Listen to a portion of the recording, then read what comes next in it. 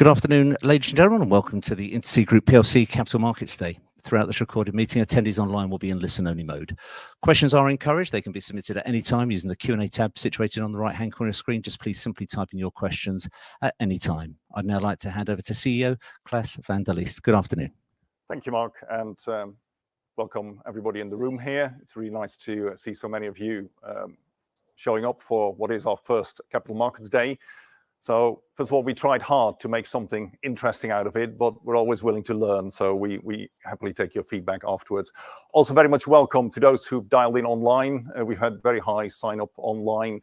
We clearly can't see you, but hopefully you can see what's going on the screen. We'll take you through the presentation today. And I'm joined here with a number of colleagues, which I will and partners who I will introduce very, very shortly.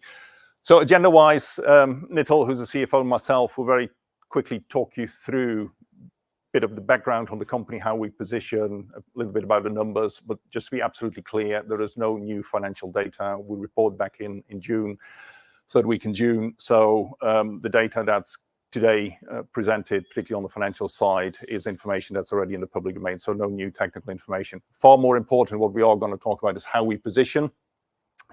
How we see the market. We'll have Alan Story, our Chief Product Officer, talk about the product line, how we evolving the product line, how we're positioning.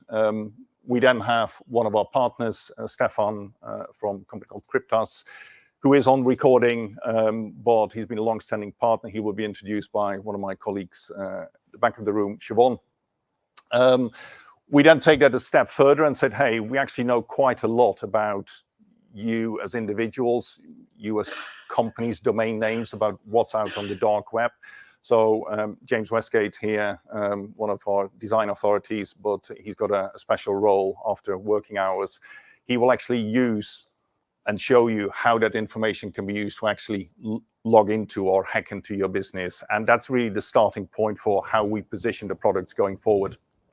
Because we then go into product mode and say, hey, if these are the threats that are out there, what do some of our customers do with lots of their case studies? We'll use some real life case studies. We'll also show you some live product demonstrations so you can actually see how our different products actually work. Then really pleased to have Cara here, Cara McFadden from Guidehouse. She's flown in from the US. Those who've been following us for a while will recall that we do quite a lot of work with Guidehouse, particularly in the US federal market. I asked Cara for a favor. I said, hey, could you do us a little speech? And she said, yes, that's fine. Then I realized she'd never been in London. So I said, okay, we'll fly you across. And obviously I said, hey, it's always nice weather out here. So you'll be perfectly fine. Clearly I have to forget about yesterday when it rained 24 hours, but it is what it is. And then we'll close off and summary, obviously have some room for Q&A. So without further ado, these are the headline speakers. Some of those you will recognize, but we also give you a bit of a broader view as to who else is in the room. Normally, the first three on the left, you'll see us on the road shows. Cara, as I said, has joined us from Guidehouse. I have somebody calling me at the moment, so I don't have to try to get into the building downstairs, but we'll leave that for later on. Siobhan is our head of sales and partners in what we call rest of world. So we have our US arm, we have our rest of world arm.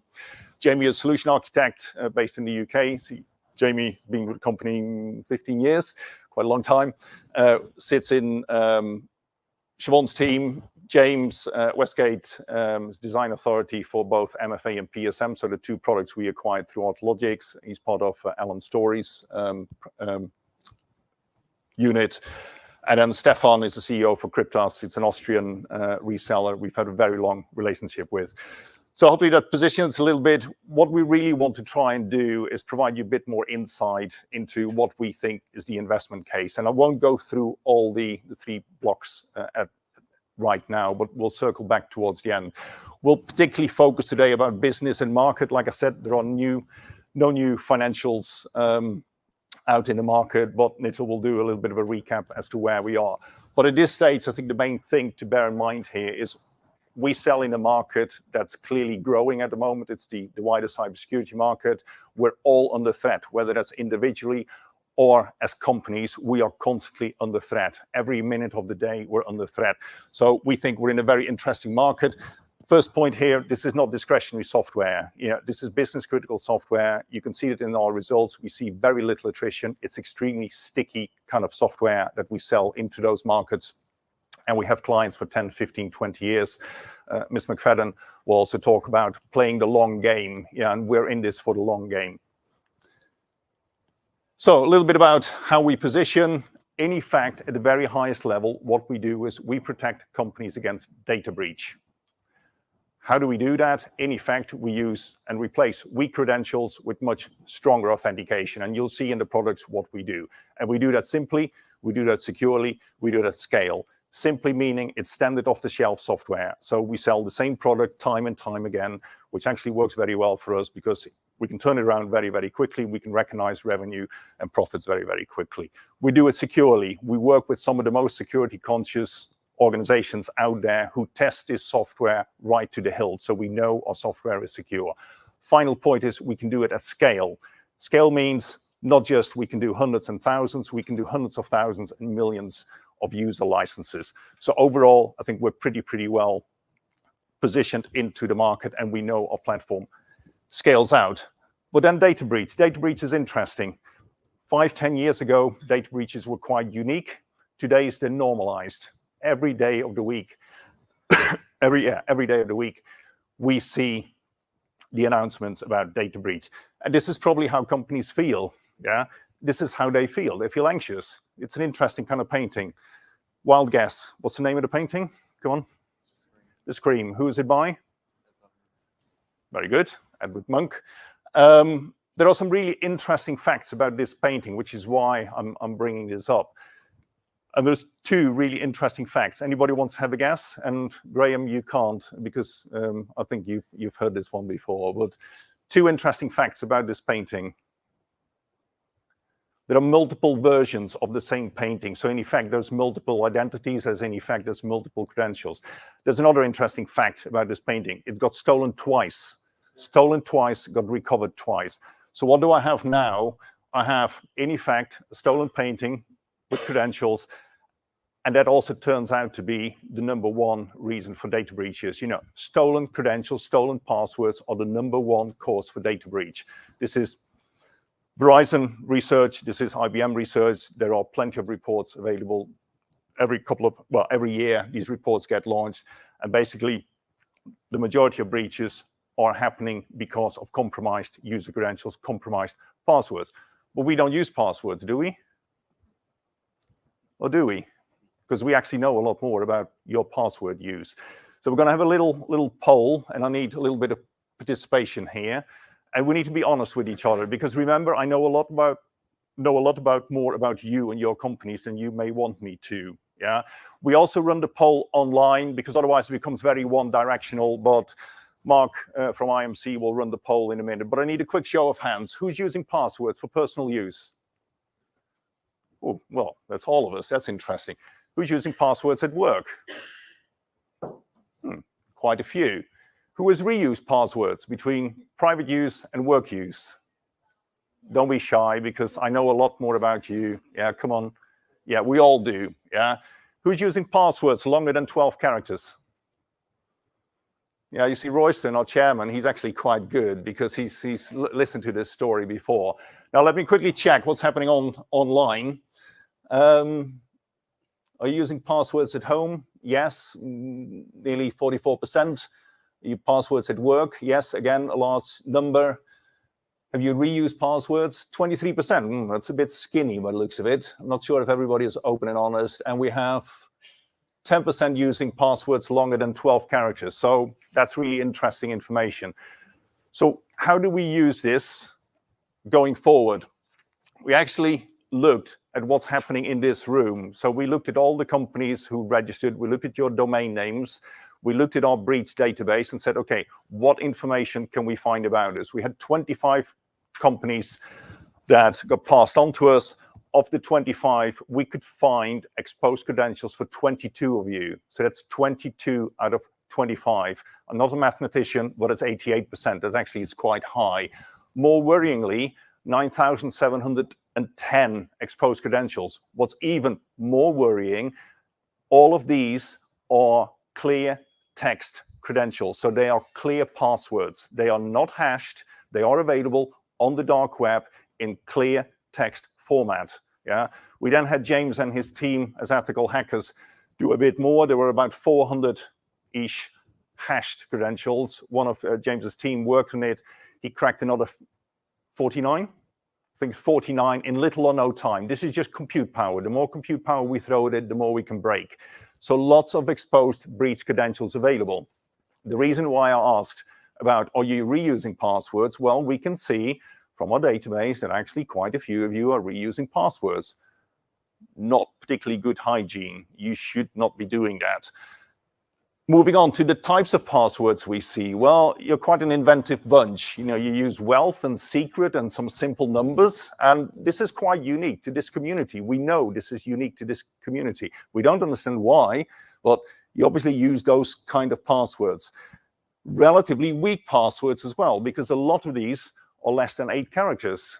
8-character passwords, as James will say or update, can be hacked in absolute no time. With a little bit of compute power, we can hack those down. Lots of them only use lowercase.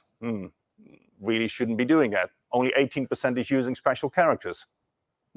Again, not particularly inventive. So what we can't see at this moment, whether the passwords we have in our database, the passwords that in effect exist on the dark web, are currently used by you. We can easily check this. You know, if we engage with you as individuals or engage with your companies, we can check in less than half an hour whether your staff members are using those passwords or not. It's a simple audit, half an hour. James and his team will run this very, very cleanly. So we then looked at some of the breaches. There are 189 breaches that we've picked data from. So it's not just the LinkedIn breach. That's, you know, pretty well known. We found 3 breaches that are particularly interesting. Evite is an interesting one. Evite got breached in 2013, but they only admitted it in 2019. So for 6 years, this data was happily out there on the dark web and being used. The same for Zax. I thought, well, who the heck is Zax? But Zax is an investment research platform, yeah, that particularly shows up in this community. They had a hack and leak of 8.8 million passwords, yeah, shows up in this database. So there is clearly stuff going on that, you know, we should be aware of, we need to protect ourselves against, and that's exactly what we do as a company. We protect our companies that we work with against data breach. The last one I'll leave for James to talk about the malware. Malware is something that will be put on your desktop, your laptop, your mobile, and it will just harvest your credentials. It will just harvest your password, make it very, very easy, and then automatically reuse that. So this is quite interesting. It's a bit of a wake-up call, but obviously we started off with, well, we don't really use passwords, do we? So bear this in mind. So then very high level, who's Intercede? We're headquartered in Lutterworth, Junction 20 on the M1. We have 2 offices in the UK, one in Lutterworth, one in Bracknell through acquisition. And then our second office is in Washington. Washington for a very good reason. A lot of our business is US federal, so we're right in the area there. What do we do? Business critical software. So this is not discretionary software, it's business critical. And we focus on employee identity. So we focus on protecting the credentials that we all use as employees within companies. Just to be clear, we do not focus on consumer identity. Yeah, consumer identity is a very different part of the market. We have around 150 high-profile clients. I always say we're a small company, but with a client base to die for. By the time you look at the logos we work with, the partners we work with, and the many clients we work with that we can't put on our website because we're not allowed to, but particularly in the US, you can think about interesting shaped buildings. You can think about 3-letter acronyms, agencies. Yeah, you get the gist of what's going on. We're around 105 staff, but they're all subject matter experts. They are highly skilled coders, developers, design authorities, as you hopefully will see some of them today. We have issued millions and millions of credentials. So again, the scalability. You know, if you look at the Q80 national ID scheme, we have issued north of 6.5 million credentials. So, you know, this is a platform that will scale. Last one is our reach into market is through channel. We decided 6 years ago, no more direct sales. I think Nittel will correct me if I'm wrong, but around 95% of our new business nowadays goes through channel. It means we have much broader reach.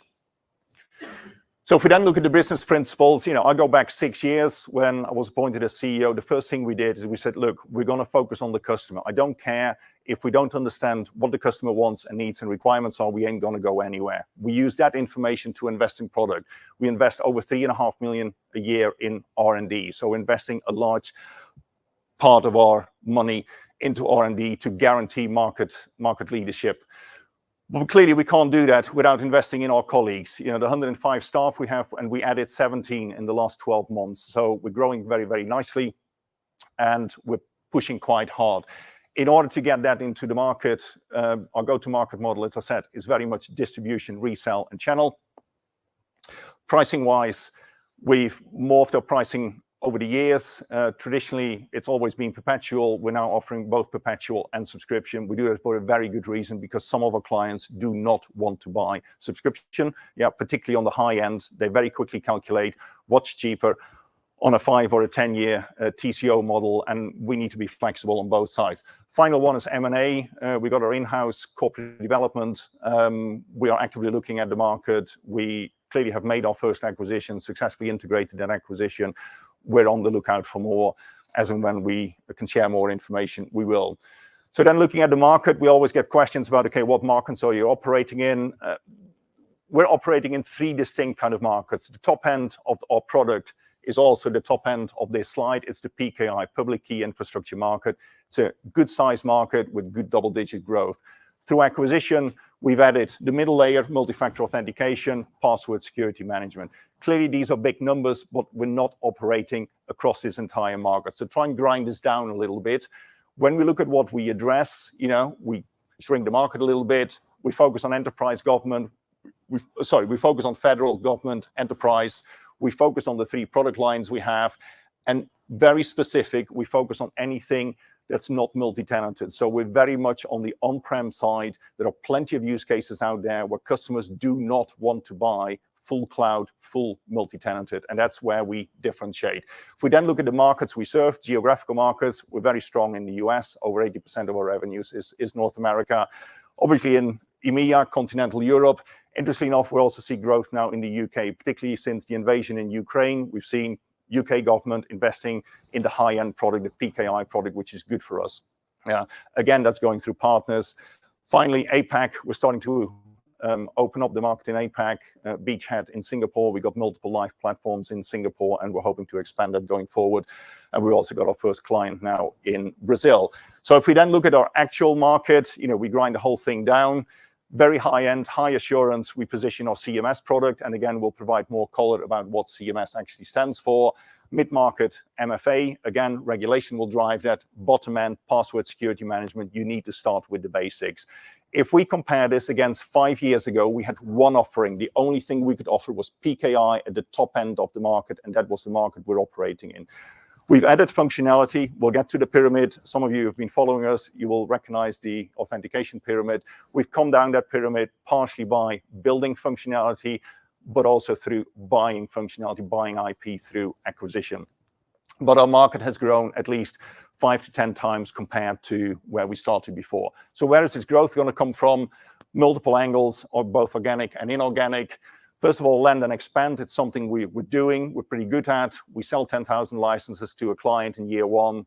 We find a new use case. The client buys 2,000 more CMS licenses a year later or 2 years later. So that's relatively straightforward. It's the same for MFA. It's the same for PSM. It was an interesting use case in Germany recently. We had a German hospital that was using password security management for their high-end users. That hospital got breached. Guess what? They need more licenses. Breach sometimes got an upside. We will upsell. Why is it called land and expand squared? Because the examples I've used is all about horizontal land and expand. But through the products we've acquired through AuthLogix, we can now do vertical land and expand. So a customer who's got CMS can now also buy licenses from an MFA and a PSM perspective, since we've integrated the full product set. Clearly, we charge for new functionality. That's pretty common. We're opening up new markets. I talked about Singapore, talked about Brazil. There's plenty of other markets we're opening up. New market segments is interesting. I know there's particularly one listener online who wasn't feeling very well, but he knows who I'm talking about, he's always asking us, well, Klaas, what do you do in the middle end and the bottom end of the market? You know, why are you not positioning there? And traditionally, from a PKI perspective, we didn't have the product, yeah? But now that we have MFA and PSM, we do have the product to really come down that pyramid, to really drive down at the bottom end of the SME market. The opportunity I refer to here is in Germany. We've signed an agreement with a company called Riverbird. Riverbird is a remote monitoring and management platform, and they focus exclusively on SMB. They focus on the bottom end of the market. But what they manage is the operating system. They make sure it's safe to run. They do backups. They do AVG. They've now added MFA to that platform. So they have millions of users on their platform, and now we're trying to cross and upsell our MFA solution into that. It's a very different market to what we're traditionally in, but because we have route to market, their route to market is through MSPs or MSSPs, managed service providers or managed security service providers. They have that channel into the market. So that's a market we will actively pursue. That's obviously aligned with the new distribution model, new channel. We are constantly growing that. Siobhan, who's in the back of the room, has got a real background in channel and distribution. And we have Siobhan's counterpart in the US who basically drives that from the North American angle. Hosted offerings, we don't host our own offerings. Yeah, we get our clients to host, our partners to host the platforms for us. So that also enables us to address different parts of the market. So we have a partner in the US called WhitePoint, NASDAQ listed company. They particularly offer hosted PKI. So that's the more complex end to lower end customers who can't afford to run their own infrastructure. But they have a fully shrink wrapped offering. It's very, very nice and tidy. Our sales effort is very, very low because they sell it. We just take the license orders as and when they come in. And obviously we focus on new product. Inorganic, as referred to, we've done our first acquisition, fully integrated. We'll provide more color on that. We're always on the lookout for new IP, whether it's new revenue. We're looking at new geographic markets, new market segments that we can move into. Clearly, there's very little I can disclose, but we'll finish off today with our pyramid. And once we've gone through the presentation, you'll recognize the purpose of the pyramid. And I'll provide a little bit of color on the areas that we will explore further as we go along. At this stage, I'll hand over to Nitul, who is our CFO. So investment cash flow go about on our organic and inorganic. So we believe our capital structure is in a good position. We continue to invest in our product and our people. Why do we do that? Well, because it gives us the competitive advantage to then generate the revenues, which gives us the profits. It's a prudent capital structure. As we've mentioned, there's no debt in the group. We have a very tight working capital document, and the cash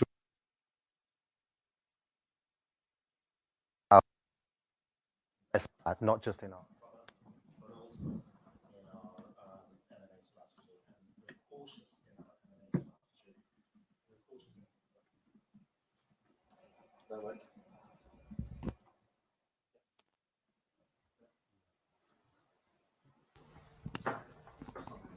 Try now? Yeah, okay.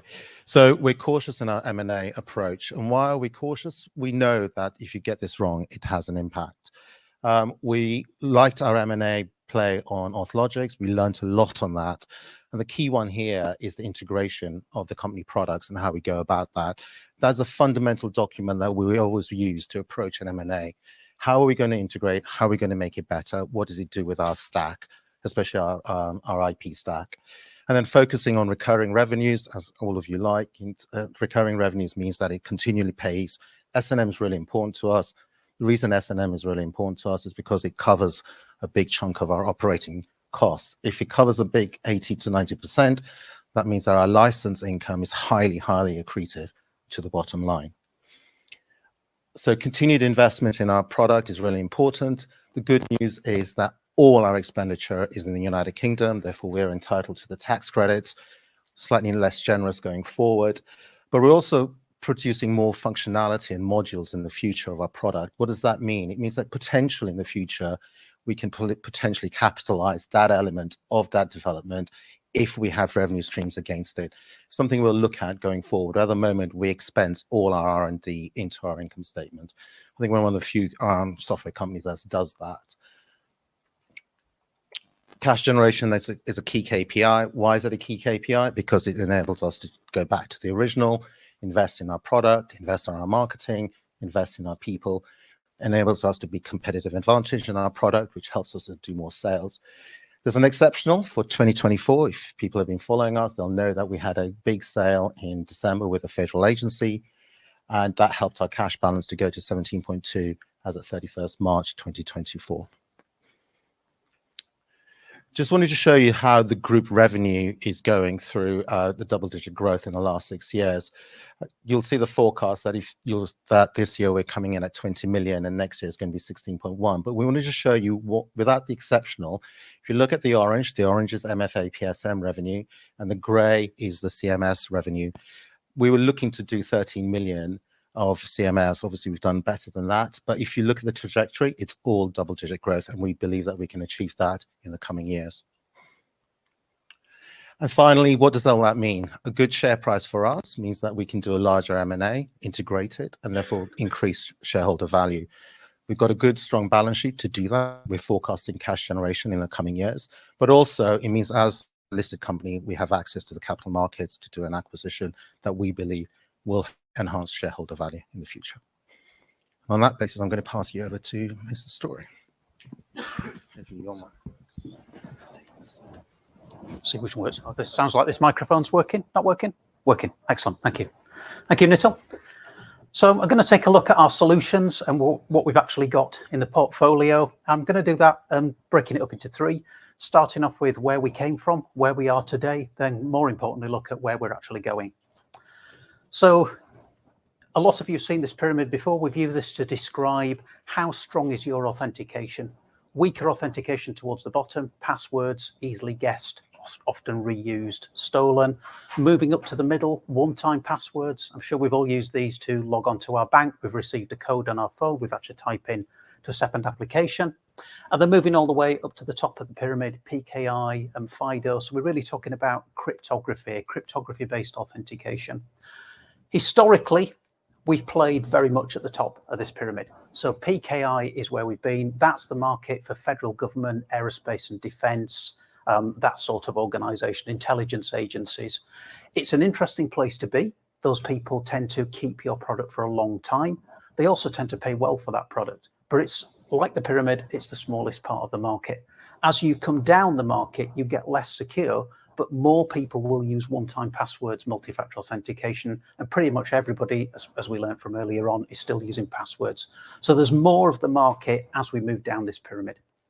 So we as an organization looked at how do we address that market? Do we build it? Do we buy it? Do we partner? Came to the conclusion that acquisition was the best strategy for us. So we acquired a company called Orthologics. Happened to be based in the UK, though we looked at people in the US, we looked at people in Europe, could have been anywhere. The reason we chose them is we thought that the product was very credible. Multi-factor authentication was a very strong product, and we thought the people were very credible. They had some real expertise in what they did. But they also had an added bonus for us, and that was the fact that not only did they cover the middle part of the pyramid, the multi-factor authentication, they also had password security management. So that interestingly allowed us to be able to cover the whole pyramid, and that's unique. There are people who play at the top end, there are people who play at the bottom end, but there's nobody who plays across the entire pyramid other than Intercede. So very briefly, what did we do the acquisition? This was my first acquisition on this side of it. I've been acquired before. This is the first one I've been involved in where I had acquired. Much more fun this way around, I can let you know that. So the first thing we did is to understand. We didn't change anything fundamentally. We made sure we understood the product, the code, the business processes, the go-to-market. We got out there, we got on the planes, we met the partners, we met the customers, really started to understand the business. We did an enhancement to the product based on what customers were asking for. So this was a push notification, a lot of drive for people wanting to use their mobile phone for strong authentication. So you don't have to carry around a special device, a key or a smart card or something. So that's what we put in the product. So it will now push to you and say, hey, Alan, somebody's trying to log on. Is it really you? Yes, use my Face ID, use my fingerprint. So I get a very good user experience. So we put that in the product, but that at that point wasn't rebranded. It was still kept Orthologics as a branding. And then as per our strategy, we really moved on and we integrated the solutions together. So not just integrated as a business, so we've got joint sales team, customer support, etc., but from a product level as well. So we've now got joint development teams, testing teams, technical author teams, etc. This allows us as a product team to look at where do we place our investment? Where do we get the most bang for our buck? So we did a complete rebrand. So the product is now rebranded MyID MFA, MyID PSM, multi-factor authentication and password security management. That allows us to sell a much simpler story to our customers and partners. Here's the authentication pyramid. We cover all of it. But it also allowed us to capitalize on the credibility we have from some of our very high-end names on the CMS side into the world of MFA and PSM. So we introduced some new features into the product, and we brought FIDO passkeys into the product. At the very top end of the pyramid is PKI. There is an argument to say that FIDO is as secure as PKI. FIDO came in from the consumer world. Some of us are using it to log onto our banks today, but it's kind of under the hood. We don't see it.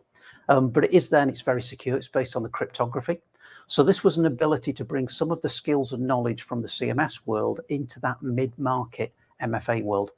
And that's important to us because it allows us to differentiate. That mid-market and multi-factor authentication, it's a very competitive space.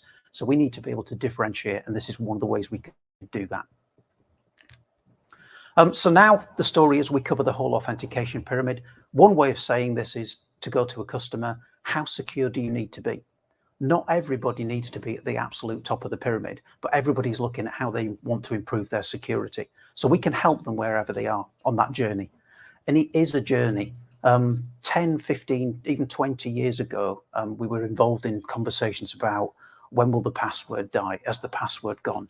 But we're all still using them. They're all still out there. So the story here is very much secure yourself from day one. You're still using passwords. We get it. Let's make those secure as they can possibly be. If you want to move up to multi-factor authentication, we can support you on that. If some or all of your users need to be at the absolute top end of security, we can also help you there. So this gives our customers an advantage that they don't need to go to 3 different vendors for 3 different parts of the solution. They can come to us. We can give them the flexibility to improve their security over time as they need to. And again, that's unique. There's nobody else that can do that across the whole stack. So just one slide each on each of the actual products here. We're actually going to show you these live later on. So this is password security management, and at the heart of that is that password breach database. So this is where we were looking into for the company who's looking in the room at the moment to see what do the bad actors know about you. So we have a small team of ethical hackers who look out there on the dark web. Whenever there's a data breach, Marriott, some of the platforms Klaus was mentioning there, those usernames and passwords will go into that dark web. People will then steal those and they'll start trying to break into systems with them. So we do exactly the same, apart from we don't break into systems with them. If we try to do that, James would be in jail at the moment. I'm glad to say he's not in jail. So we stop at that point. But all of that's public information. So we take that information, we put it into our password breach database, and we help our customers with that information. So first thing we can do is we can audit that. What do the bad actors know about your business? Is there information on the dark web that they could use to try and break into your business? Then we can actually do the on-premise audit. So Klaus mentioned this earlier. Information in that database might be out of date. It might be that you've changed your passwords. It might be you've moved on to multi-factor authentication. But we can find that out with that on-premise audit. We can have a look at your passwords and say, are you using passwords now that are out there, and are you at risk? And if you do, the password security management product, PSM, we can install that, and that will verify your passwords. It will check them for you. So at that point, if you're using a compromised credential, it will force you to change it. You don't have to wait 30 days, 60 days, 90 days. MFA, so this is multi-factor authentication. This is everything in between passwords at the bottom and PKI at the top of the pyramid. There are some significant benefits we really liked in the solution, which is why we acquired it. It works on and offline. A lot of solutions don't do that. It also protects the Windows logon. So lots of applications will only protect cloud resources. But the reality is pretty much organization out there, everybody's got something in the cloud. They've still got some legacy applications on premise, particularly some of our customers in defense, in healthcare. There's a lot of applications that have been developed over time. So this application can protect all of that on premise, in the cloud, on and offline. By bringing FIDO into the application there as well, we now have the ability to issue a very high level of assurance, but for something that's very simple to use. One of the things we learned from talking to the customers and partners about this product set and this particular market, that mid-market, is ease of use is vital. It almost trumps security. People want to be secure, but if it's not simple to use, people won't deploy it. They don't have the IT teams and skills that some of our government customers have. So mid-market product, now with that high level of security, but very easy to deploy, very easy to use. And our traditional credential management system, I hope the word traditional doesn't sound wrong, because it's still a growing market. There's still very good business in that market for us in the credential management. And we are absolutely the market leader in this space. I know I'm biased because it's my product, but KuppingerCole, other people, Gartner, say that this is the best product on the market from a credential management system. And that's all about making sure that the right people get the right credentials and hiding all of that complexity in technology and key management from the end customers. Put simply, that there's no point me having a credential that says I'm Bill Gates if I'm not Bill Gates. So we need to make sure the right people get the right credentials. There's a lot of integration in that solution. Importantly, it also provides registration and identification of a person before we issue them a credential. We'll show you some of that when we talk about one of our customers. So it's making sure that person really is who they claim to be at the highest level of assurance before we issue them the credential that lets them into the air traffic control tower. So where are we going next? What are we doing with the roadmap? There are 3 general drivers for our roadmap, and these each take about 1/3 of our resources. So you could put 1/3 of our people onto each of these areas on the left. The first one is in support and maintenance. It's not a bad thing. It's a very good thing for us, because that funds our support and maintenance revenue, and that's annual recurring revenue. It's very repeatable. It's very reliable revenue. Our government, aerospace, defense, military customers, they want to have that support and maintenance. It's a security product. If there's a security event, something happens, they want to make sure they're on the latest, greatest, they're patched up to the latest level. So that takes that. We then have customer funded. All of our intellectual property remains our own, but we quite often have occasions where a particular customer will want something accelerated on our roadmap and are willing to fund that. So that's great for us. That means we can get that work funded in our roadmap, but we always maintain the intellectual property. The strategic, the interesting one, is areas we think we can enhance in the product. So that could be a new feature, it could be a new product, it could be a new module within a product. Looking back at the financial figures there, the important thing from my perspective as the person who looks at where we go with the product is that the first 2 are pretty fixed. The level of support and maintenance, the level of customer funded are pretty fixed in terms of the people we have each year. Therefore, any new headcount we add in goes straight to that strategic bottom line. So 100% of that new person will go into where can we take the product? What can we do with it? So what's going on in the market? What's driving us to make decisions on product or the next acquisition, etc.? The first one is that the level of cyber attack is increasing, be that criminal, be that state sponsored, be that for what's happening in the Middle East, what's happening in Ukraine. We can see increasing levels of cyber attack, and that's leading to increased levels of cyber spending, particularly around governments and people who believe themselves to be at threat. So we're starting to see people demanding more security. We're seeing a trend from bespoke solutions to COTS, commercial off-the-shelf solutions. There's a term in government called GOTS, government off-the-shelf. So that's where the government actually pays for the work to be done. They own the intellectual property at that point, and the solution does exactly what they need because it's been built exactly to their requirements.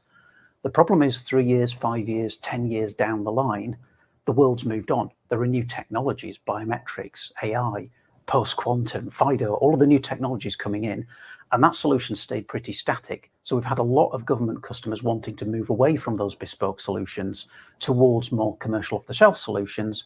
Therefore, they get the upgrades, they get the new technology.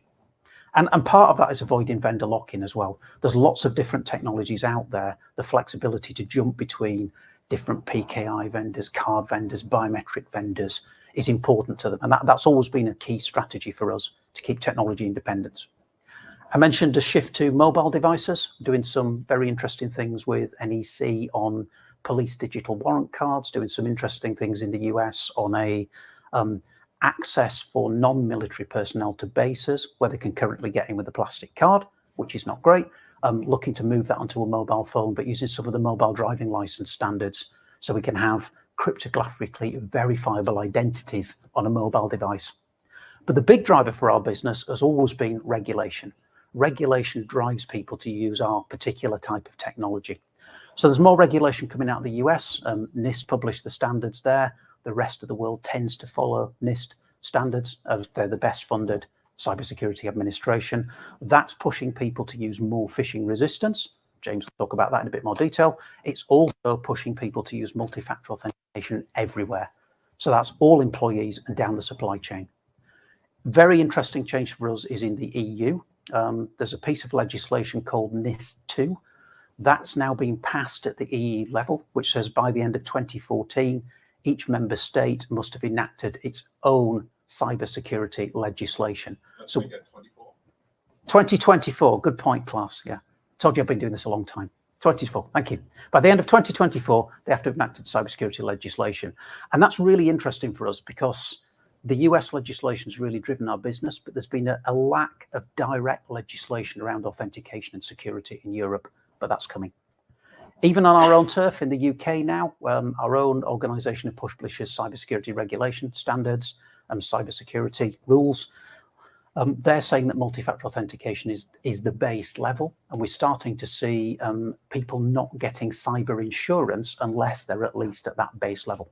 So there's a huge amount of drivers towards more and better, stronger authentication. So the roadmap. So today on password security management, we have the breach database. We think that's a great asset. We can sell access to that via APIs. We can do audits against it, and we have the software that you can actually install on premise to check those passwords. So the first thing we're doing is extending that outside of Active Directory. Active Directory is the primary password that most people use, but there are others, so we're extending that to cover those. And the second one of those is simply marketing. Orthologics, we think, had a fantastic product set, but didn't really have the arms and legs to take that to market. So with an expanded organization, we're now taking that through our channel and our customer base. But the main thing we're looking at here is turning this into an enterprise password manager. I'll explain what I mean by that in the next couple of slides. And finally, on the right-hand side here, where they've got ... this is very much research and development items we're looking at.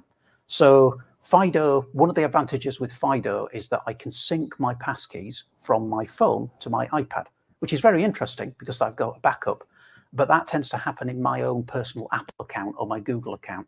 So we think there's an opportunity in the market there for somebody to actually do that backup, but on behalf of the organization. So they own the keys. Multi-factor authentication, very capable product, works on premise, supports cloud logon, now supports FIDO. First thing we're looking at there is national ID connectors. So some organizations, Singapore, SingPass, UAE Pass, have nationally issued ID credentials that we can then use to protect local resources. So how could I use my UAE Pass to protect resources within my organization we think is interesting? But what we're really doing is extending this towards more access control and single sign-on. I'll explain what I mean by that on the next slide. And on the right-hand side, again, research and development areas, we're looking at ongoing authorization. This is something that's been asked for more and more. Sam logged on 10 minutes ago. Is it still Sam? Have they suddenly changed IP address from Europe to China? Is that an impossible travel situation? Are they holding the phone in the right way? Are they typing at the right speed? So it's a constant game of almost whack-a-mole where you have to hit the security threat down and then another one pops up. That's what the security world's like.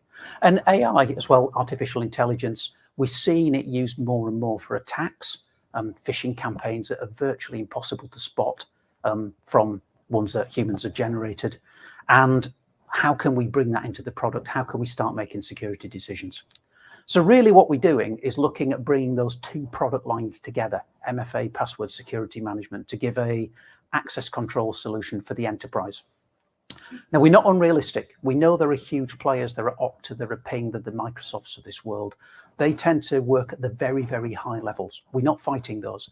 There's a lack in the market of a mid-market product that gives you that solution. So a lot of companies out there can't afford to go for the Oktas or the Pings. They're just too expensive. So what this will do is on the left-hand side, we have somebody authenticating into my desktop. So that gives me the Windows logon. That could be a credential we've issued. It could be their national ID credential. Once they've hit that logon, then they're presented with applications they're allowed to access. Many of those applications are modern applications. So I can use things like OpenID Connect or SAML to just simply pass an authentication ticket in and give people a single sign-on experience.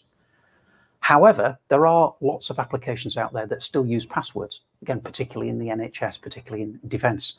So here, what we'll be doing is combining that with that enterprise password management, where we will learn the password for that application. We will create a huge complicated password that the end user doesn't even know. We will check against the password breach database that that isn't a password that somebody else has already cracked, so it's safe. And with that strong authentication, we will play that password at that end application. So this gives people a journey. It gives them the ability to move towards stronger authentication over time, but it gives that full solution in the mid-market. And we can't see anybody else who's doing that in that mid-market space at the moment. So particularly relevant for things like NIST2, where there's a lot of smaller organizations.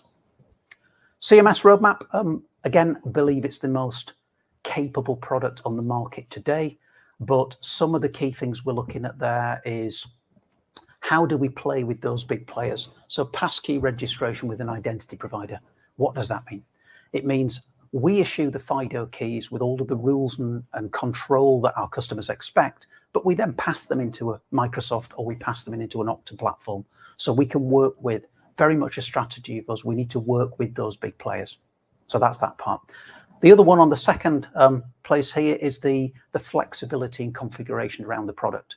So sometimes we end up configuring or customizing the product for an end customer, but we're moving away from that now. We're moving towards keeping the core product absolutely pure and allowing customers to do their own configuration. So this is more toolkit around the product where customers can configure the system, they can integrate it themselves without having to come back to us to do that for them. I'd very much like our developers to be working on core product enhancements that enhances in the market as opposed to an individual customer. And again, other areas we're looking at, artificial intelligence, how can we use that to bring in to make risk-based decisions on is this the right person? Post-quantum, at the moment, a lot of cryptography is based on it's incredibly difficult to actually try and crack the keys and work out what the private key is. As computing power increases, it gets more likely to do that.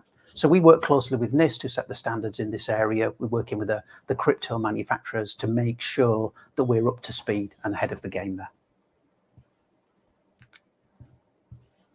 Okay, Siobhan.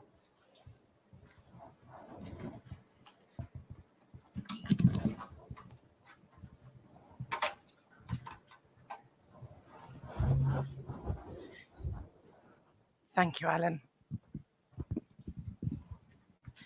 So, can you hear me? Great.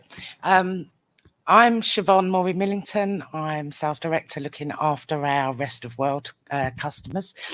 I just wanted to briefly introduce you to one of our European partners.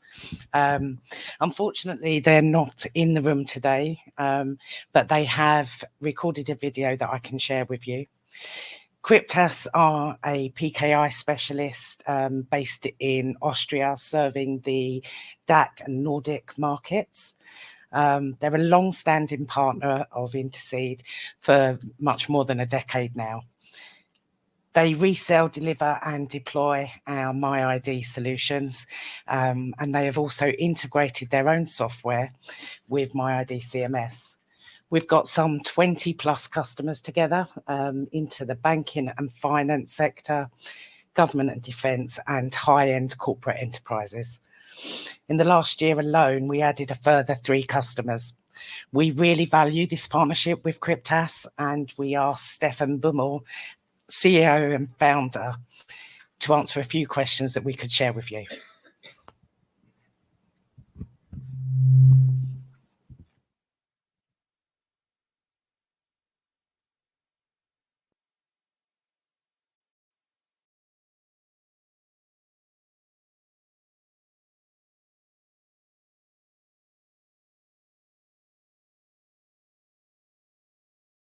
My name is Stefan Bumerl. I'm founder, owner, CEO of Cryptas. That's for already more than 20 years now. I'm a tech guy, so I have a a very strong technical background, so working with smart cards since the late 90s. And Cryptas was always introduced to deliver impact, a positive impact to our customers. And that's what we still do today.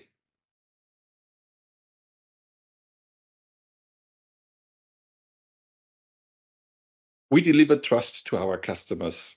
That means they need to establish their primary security goals, which are providing authenticity, integrity, confidentiality, and of course also the availability is important today. And these security goals can be solved in the best way by using cryptography. And what Cryptas is doing is using that somewhat complex technology, building complete services to our customers, and try to make that complex technology as simple as possible to consume. That means we've been having a long journey to transform ourselves from really pure tech-driven to get more in a easy to consume, easy to work with organization to deliver green checkboxes to our customers. So the combination of good technology, focusing on usability of users and also the operational teams in our customers organization, together with proper economics sides, deliver the impact. That's what we promise to our customers.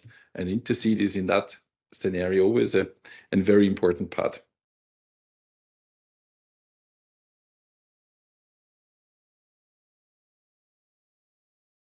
Trust is our currency.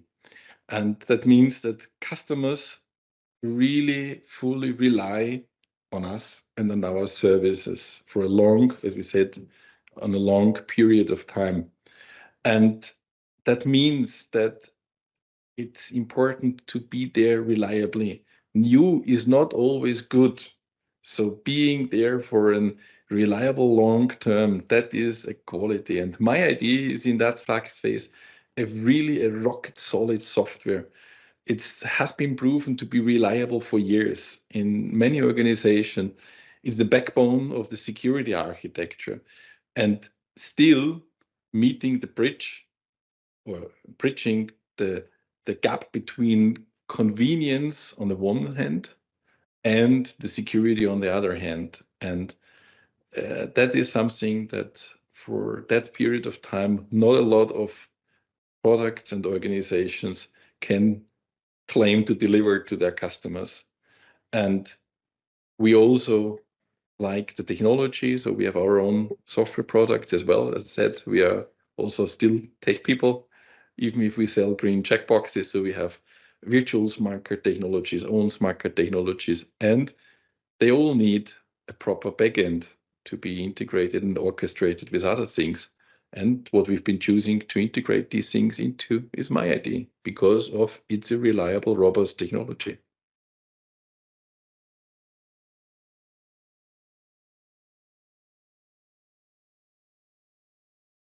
It's impressive how well they are able to manage a real complex technology and a complex product, which is integrating in so many external systems. And that complexity is also the orchestration of the security. And it's important to note that security is not just a matter of technology, it's a matter of quality. And the matter of quality is going the hard way, going the extra mile. And MyID and Intercede has proven to have proper documentation, well thought solutions to real market problems. And that's what we like and what we believe that Intercede's key strength is.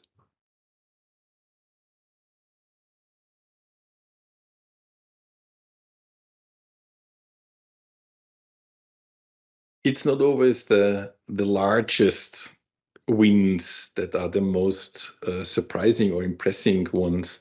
Sometimes there are rather small ones, like one recent was a Swiss military organization where we thought, well, Switzerland, military, they try to have their own suppliers sitting close to each other. But however, we said it's fitting to what we do. Let's do a good job.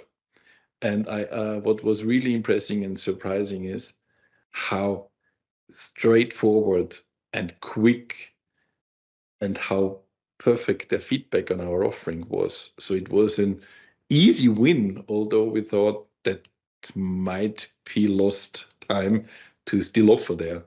And that means we seem to have a good proposal to our customers.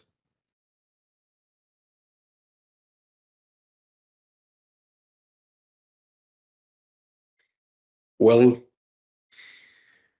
I'm in this market for more than 20 or 25 years, so long. And it was always a very slow and small one, effectively, compared to what the total potential would be. And now in Europe, there is a big change. A full set of new regulative standards came along, so including the NIS2 and DORA for the banking or for the financial industry. And this is not just yet another set of requirements that are imposed by a regulatory authority. It is a big change to the whole industry. And even the draft of the German law calls it's a turning point in history. Why? Because it's going to drive not just a few organizations to implement security means, it's going to change the overall market to implement and to deliver maturity. And maturity is a key for security and for resilience of our whole society. So the European or in Europe, the set of standards that already are issued, and they will be amended by further ones coming in the soon future, is really changing almost everything, because you need to get as an organization, as an affected organization, and you're easily an affected organization. So also us, Cryptas, we are affected by 3 different means, because one, we are a qualified trust service provider. Second, we are delivering managed services and managed security services as well. And third, we are delivering to a lot of critical infrastructure suppliers, which means we are also indirectly affected. And what we said before with the green checkboxes, that's actually what their problems are. And the market is not doubling. It's a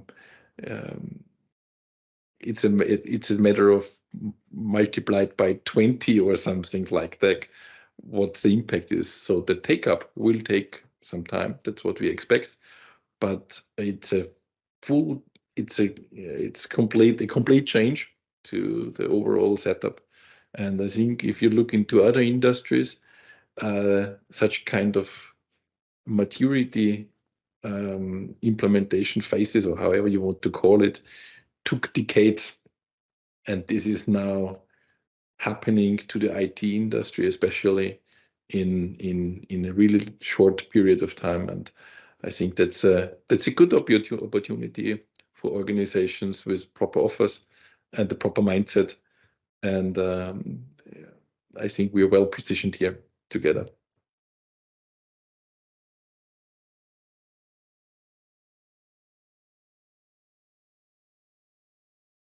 Yes, Cryptas is a qualified trust service provider, and we managed to get that highest technical standard in the broad market. So we are delivering in that specific market already today millions of transactions every day with thousands of digital and electronic onboardings on the highest security level that is possible to, I think, more than 165 nations. What I want to tell, even highest security is possible to be delivered for individuals or for small organizations. And what we are planning for the future is to take that technology, which was made for the major leading organizations, be consumable as a trust service, like the qualified trust service for the corporate trust service, to the markets, where we can offer a full service like we do it today already on the qualified level. And that's of course one aspect where MyID product should be part of it.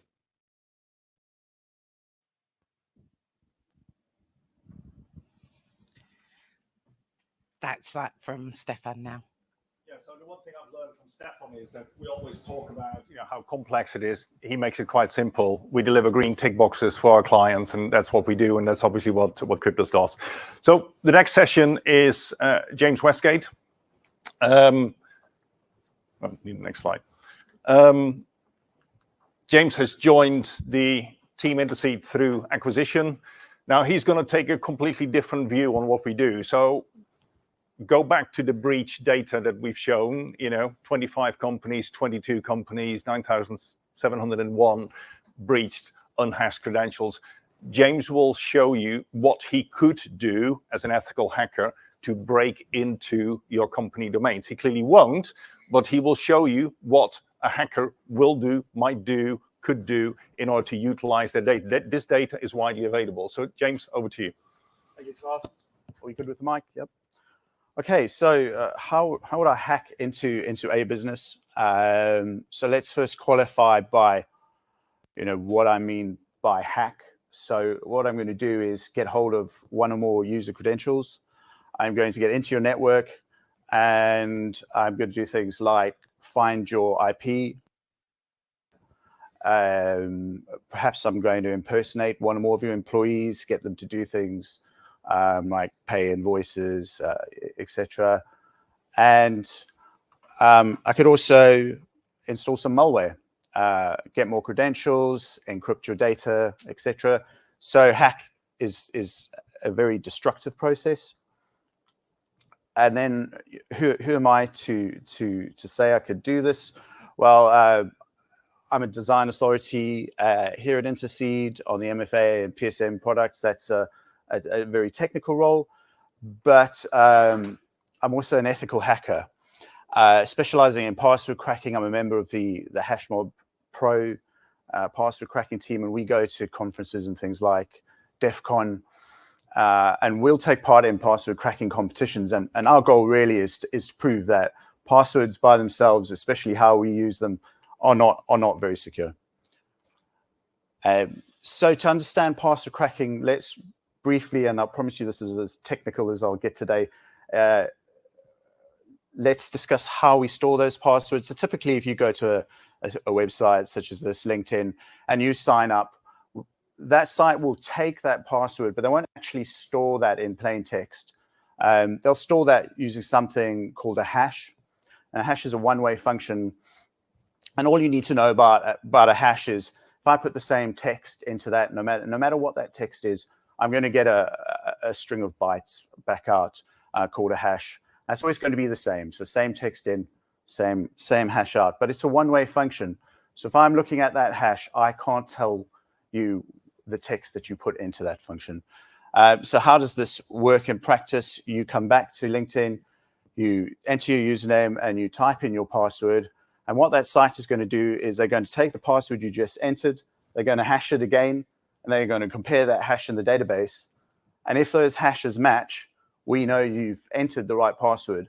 So we don't know what the password is, but we know you've entered the right password. So that's a really elegant mechanism. And on the surface of it, that sounds like quite a good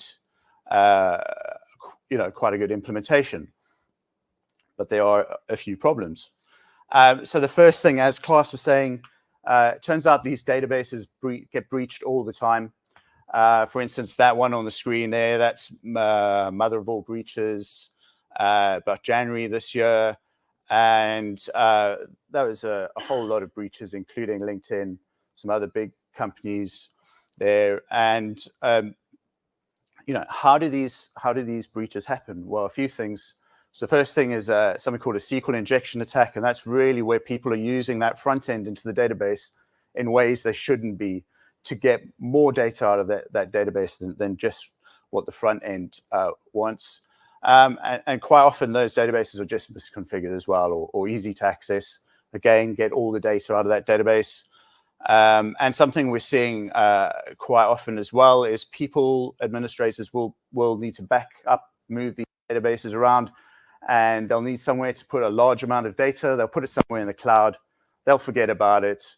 They won't, they won't protect that resource. And weeks or months later, other people will come across these backups. And finally, you might just have careless or disgruntled employees sharing this data in some way. So that's not really a problem, right? Because that password is hashed and no one can tell what it is. But here's the interesting part. So as a hacker, if I take, for instance, just take the most common passwords. So in the UK last year, those were the most common passwords. And I have this offline data now. I can use this data as much as I like. I can start hashing those passwords and I can compare them to the database. And you can see here, I've chosen a really, really bad password, password 1, and those two hashes match. So we say I've cracked the password. So that now means that I have credentials to access LinkedIn. I could go into LinkedIn using those credentials. Interestingly, the point I access LinkedIn is the point that becomes illegal. So up to then, cracking perfectly legal.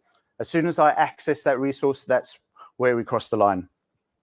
Most of the rest of the things I'm going to talk about today, all illegal, by the way, wouldn't actually do that. So obviously, I think we can see that the more I have, the more chances I have of finding out what the password is.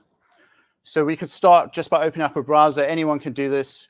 You could drop some plain text into that and generate the hash and compare that manually. And let's say that's cracking at 10 hashes per minute. But I can install just a little bit of software. Any regular machine, this laptop would do really well. And I could take from 10 per minute to 30 million hashes per second. So I can really, really increase the number of guesses I'm having at that password. And to put that in perspective, possible passwords, uppercase, lowercase, special characters, up to 5 characters in about 5 minutes. Taking that one step further, here's some hardware I built. Off-the-shelf hardware, anyone can get hold of this. That's actually a Bitcoin mining motherboard and some gaming graphics cards.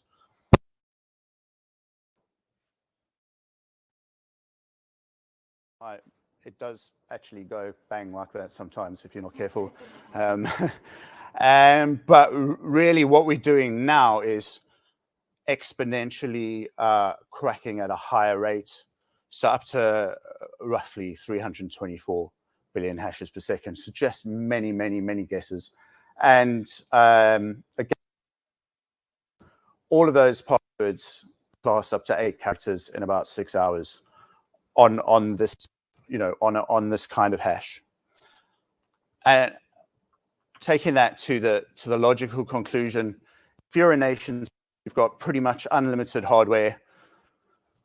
We think that they could go after any password up to about 11 characters in hours or maybe a small number of days. And how do we work that out? Well, we think that's about 95 raised to the 11th power, so 11 characters. Where does the 95 come from?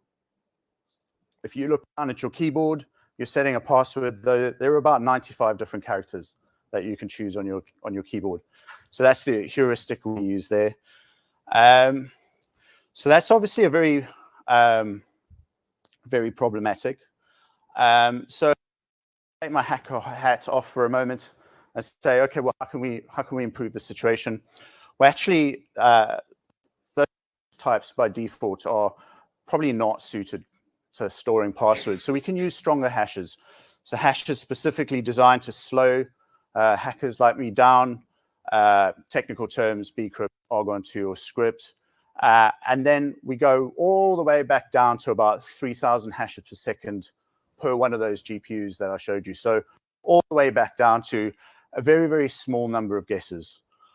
So what you can see here is it's a bit of a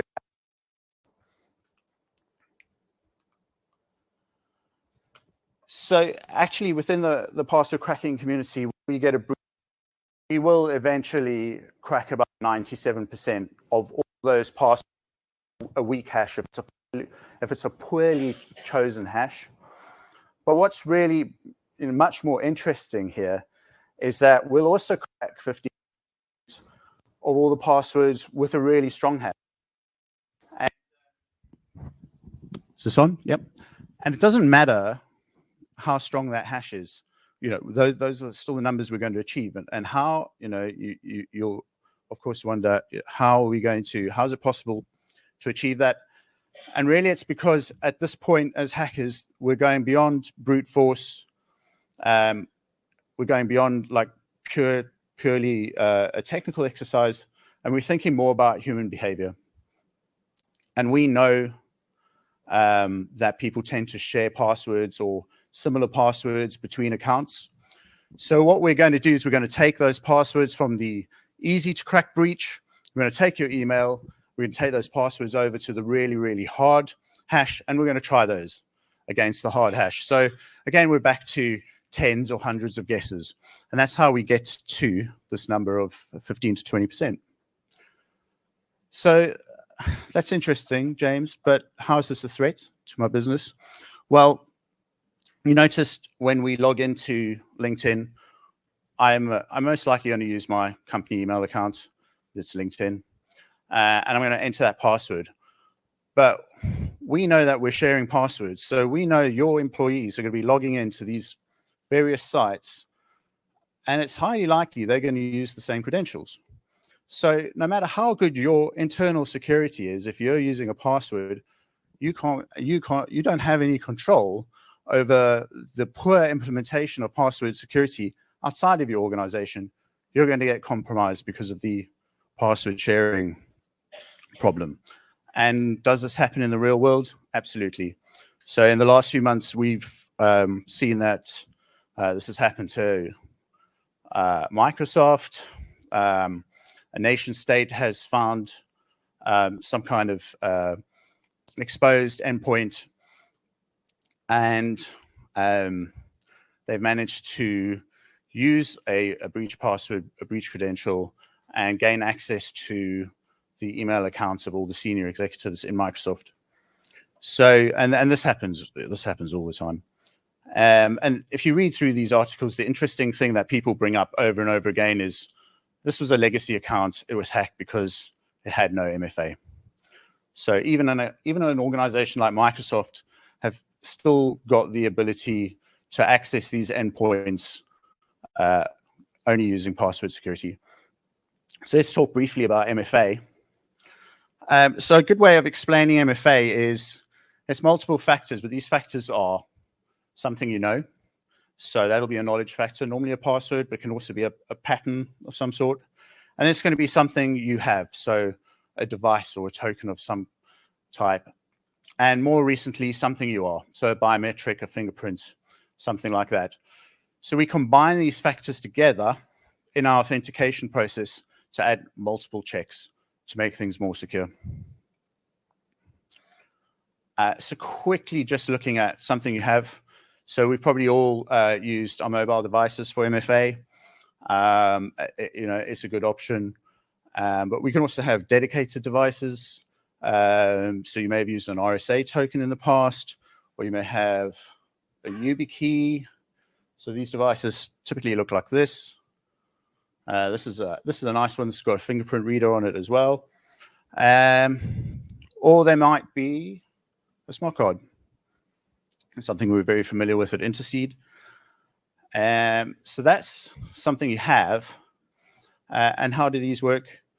So typically, if it's your mobile device and you set up MFA on something like LinkedIn, LinkedIn know your mobile number. They're going to generate any kind of random code, send it to your mobile device. You should be in control of your number.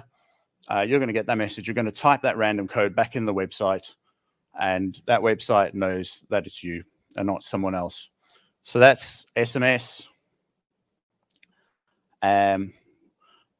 Something a little bit more complicated, or we can pair your phone cryptographically with the server, establish a secret, and then typically over 30 seconds or a minute, we'll be generating a new code for you. And because there's a shared secret, those codes should match.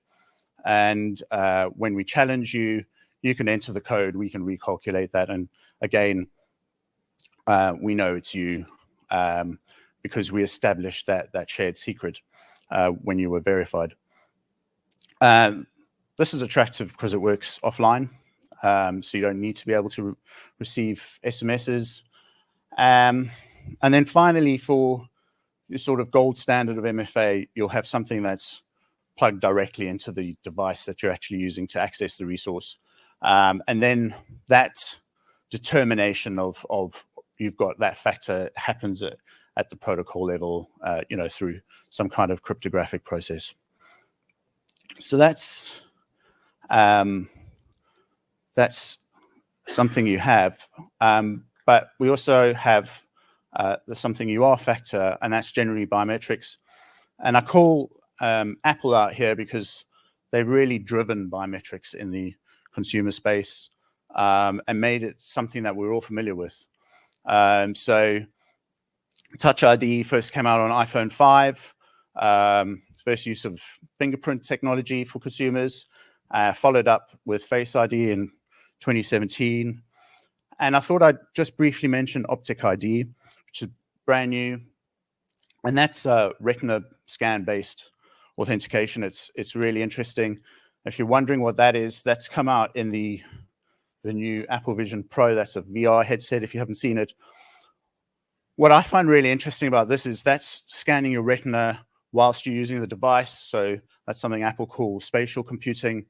But what's interesting here is that you're authenticating inside that device without even realizing it. There's very, very little friction there for users. And that's important because I'll get back to that later. So that's MFA. So obviously as a hacker, we're going to want to bypass that.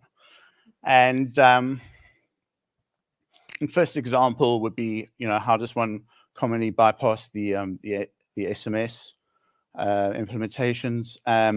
So what we have here, if you can see on the screen, is a map of the UK. I've taken a representative mobile phone provider that's 337 stores, but your threat model here is that one either disgruntled employee that will take a bribe, or perhaps they've been placed there by a criminal gang, and all that person has to do is issue a SIM card with your mobile number to anyone who's paying for that, and they can now receive those SMS messages. So that's called SIM swap. And I had a quick look online, and we could already find that 68 million in losses in 2021, and I'm sure that number is much higher now. So that's an SMS bypass. And really, when we talk about bypassing MFA, when you talk about phishing, so the interesting fact here is that as we add more technology to the authentication process and we try to put more technical barriers in the way, as hackers, we're going to step back and say, okay, what's the weakest link in this process? And that turns out to be the human being. So instead of hacking the device or the technology, we're just going to hack the human instead. And that's basically what phishing is. So some examples here. The first one I like to call authenticate the scammer. So I'm the scammer. I call you up. I'm trying to get into your bank account. This actually happened with Chase in the US. I call you up, I keep you on the phone while my accomplice phones the bank. Now, the bank need to verify the accomplice. So the bank sends an in-app alert to me. I'm on to the target. Target's on the phone to me. They're going to confirm that MFA request, doesn't really matter what it is. And you let the scammer in, and I'm on the phone to you. I say, oh, thank you very much. Problem solved. And I now have access to your account. And probably the first thing I'm going to do is change the phone number or add another mobile device. So without really having to have a high level of technical expertise, I've just bypassed all the technology that's been put in place by the bank.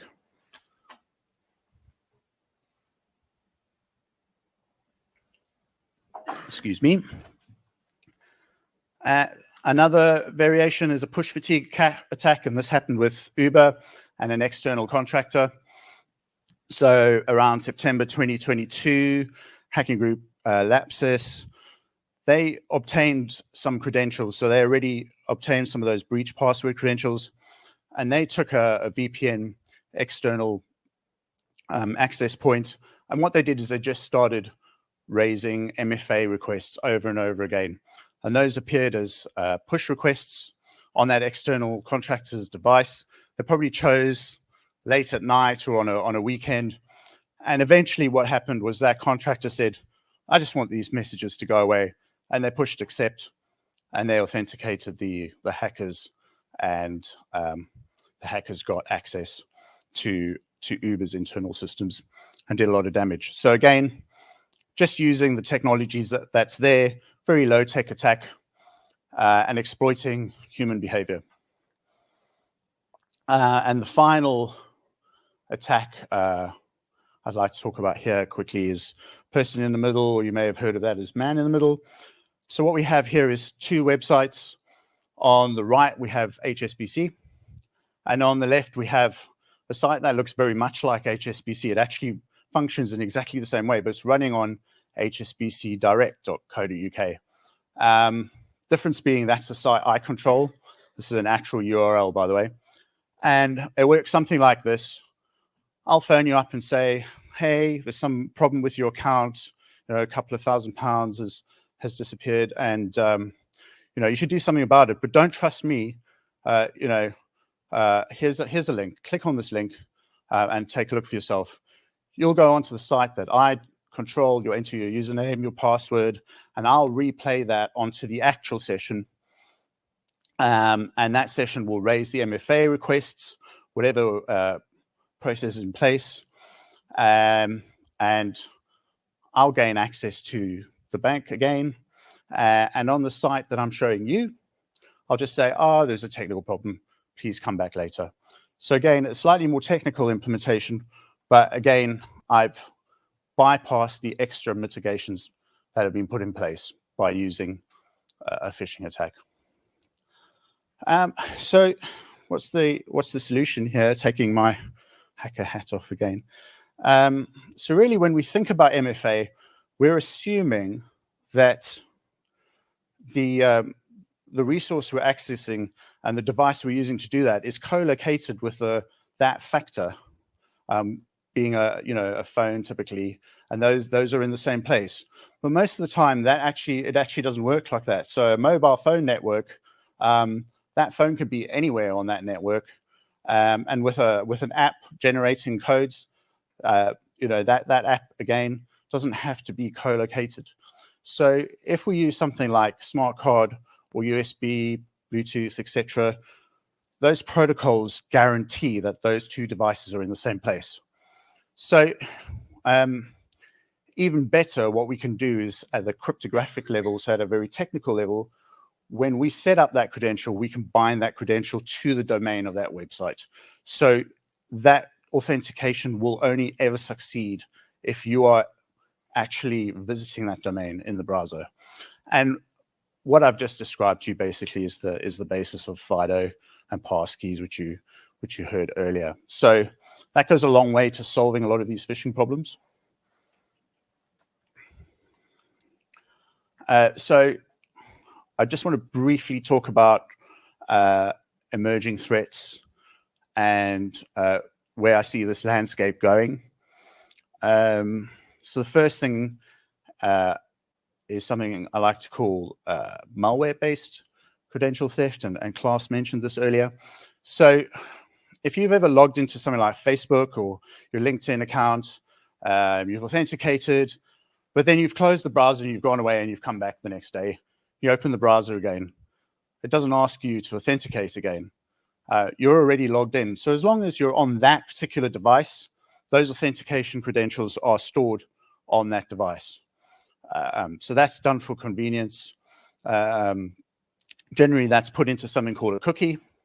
But as a hacker, that's really, really attractive to me. So if I can get you to install any small amounts of malware on your device, I'm going to get all those authentication cookies. So now instead of having to phish you or hack you on each one of those separate sites, I'm just going to scoop up all those cookies and I'm going to gain access to all of those sites. And that site may include your password manager, or it may include your Gmail account, your email account. And that's very attractive to me. Why? Because if I control your email account, I can go to any website and click on the forgot password link, and it's going to send me a password reset message to the email account that I now control. So that's very, very much something on our radar within the product team. The next one is really interesting. So AI generated content, deep fakes, very relevant and topical. So we're probably also familiar with those emails you get from time to time, the so-called Nigerian prince scam, promising you a large amount of money. But generally, they've been pretty easy to spot, right? The grammar hasn't quite been correct. The English language is, subtly or sometimes not so subtly right. But with large language models and AI-generated content, pretty much anyone with a browser can now generate really, really convincing email and really, really convincing copy in that email. And taking that a little step further, start integrating, personal details about yourself and write that into these phishing mails, but on an automated basis. Just the last few weeks, we're starting to hear about, for instance, there was a UK engineering company, big engineering company, financial controller was contacted, said, please get onto a video conference call. They got onto the video conference call, senior leadership team, and the leadership team said, please transfer £20 million to this account. The thing being that the people on the call were not actually the senior leadership. They were deepfakes generated in AI. So predicting the future, always a little bit risky, a little bit hard, but I think we can see two ways that we're going to start addressing this. So the first thing is we're not going to authenticate you when you log into your network. We're going to need to authenticate you all the time. So when you're doing anything important, signing onto a video conference, sending an email, we're going to re-authenticate you. And that's why I said something like retina scanning, even though that's very early days, where the user is not has got no impediment to completing that authentication process, a very, very easy process. Once we have that, we can start authenticating you all the time, and there's not going to be a pushback from your user base. The other thing with AI-generated content and deepfakes is we're going to have to start identifying you. Where did that content come from? And we're also going to have to start signing the actual content as well. So if that video came from Klaus, I need to know, did that really come from Klaus? And also, can I trust that that content was created by Klaus? And to do that, we sign that. We already know how to do that. And to sign things, you need PKI. So that's very promising. We already know how to do that. So again, early days there, but potential avenues for R&D. So last slide, which is good. It's getting very hot. summarize, how would I hack into your business? So I'm going to check for those endpoints and users where there's no additional MFA. I'm going to use breach credentials. So within Intercede, we have over 8 billion credentials. So that's one credential for everyone on the planet. Bad actors are going to have access to that data as well. So if that's not possible, but maybe the target's slightly higher value, I'm going to start looking at your weak MFA credentials, and I'm probably going to use some kind of social engineering attack against you. And then when you've got really high assurance, so at the top of that pyramid that Alan was talking about, I'm going to just bypass that technology completely. I'm going to use some kind of phishing attack, using some kind of AI generated content. Faked email, faked voice is becoming more and more common, or perhaps even a faked video. So that's all I have for you. Thank you very much, and I believe that's the coffee break.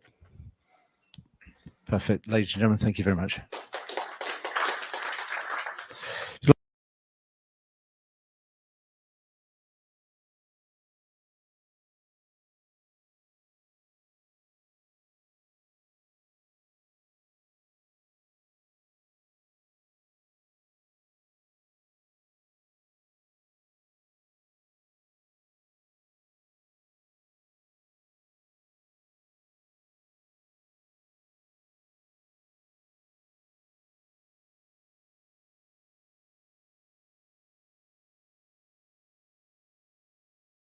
We can earn, you can probably work out which one of us is which, but we'll leave that there.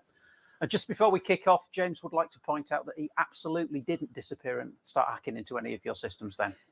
Didn't happen.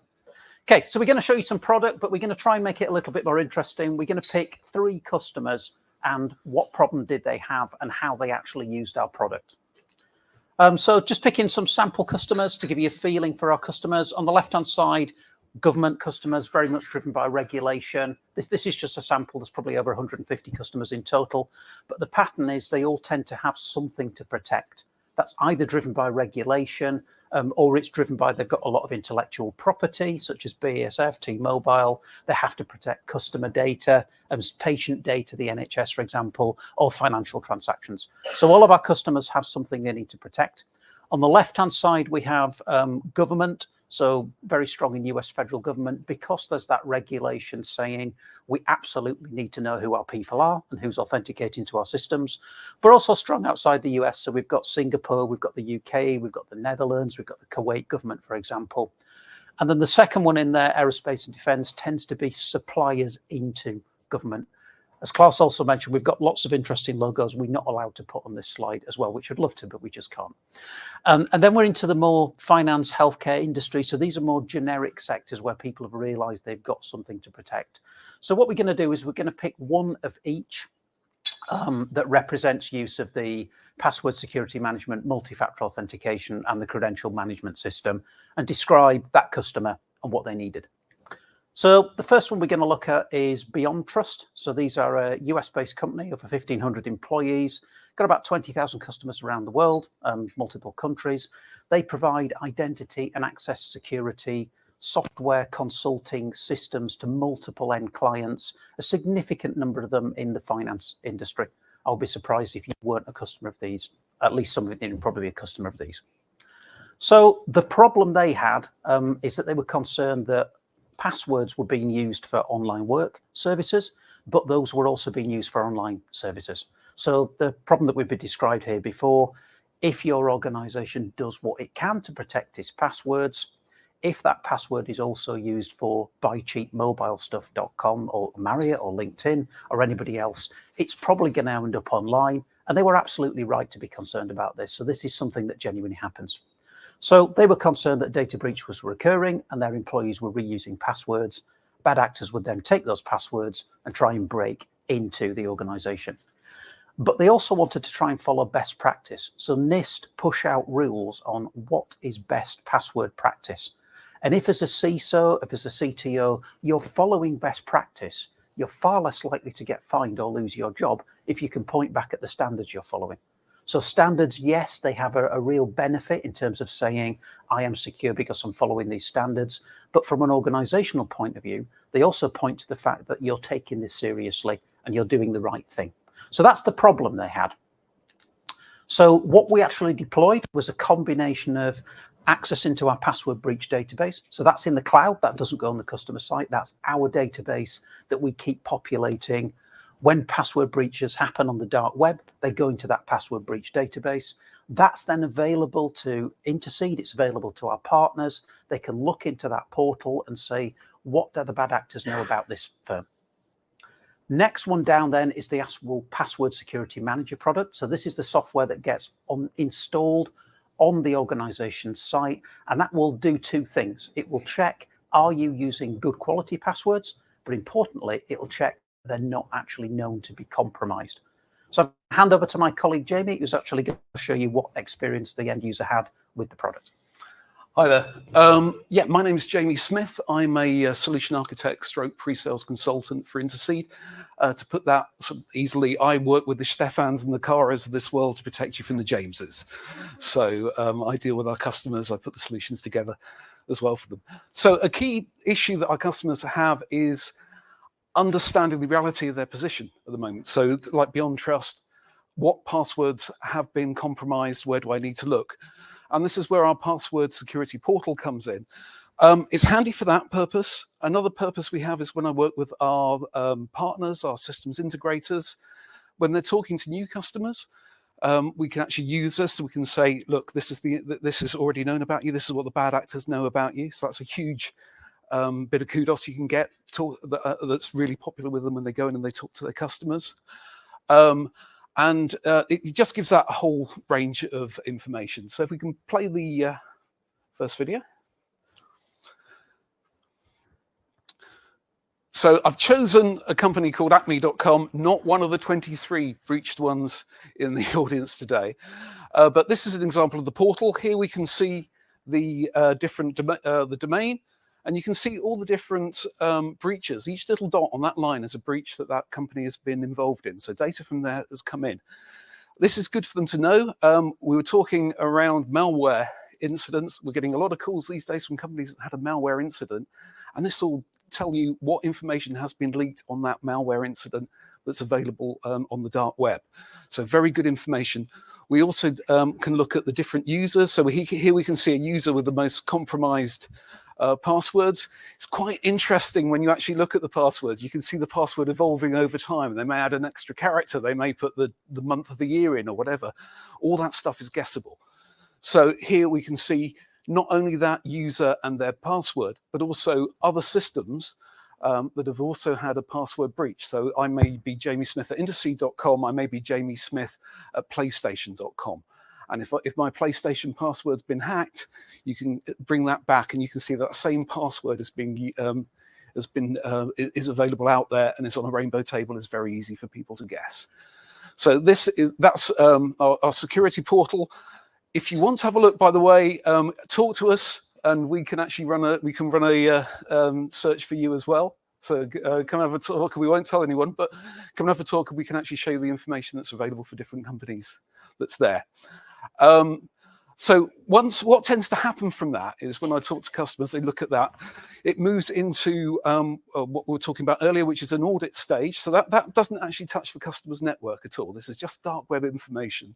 What we can then do is go to audit, look at what's on their Active Directory, look at their password database, and then securely compare that against our breach database. We can do that on premise as well. So this is really good information. So you can see not only the breach passwords, but you can see if a password's being shared. So you may have an administrator who's giving the same password out to every new user and telling them to change it. And when they don't change it, it's there. Or we've seen with the Microsoft account, you've got accounts that haven't been used for ages, and you've got passwords in there that have sat there for a long period of time.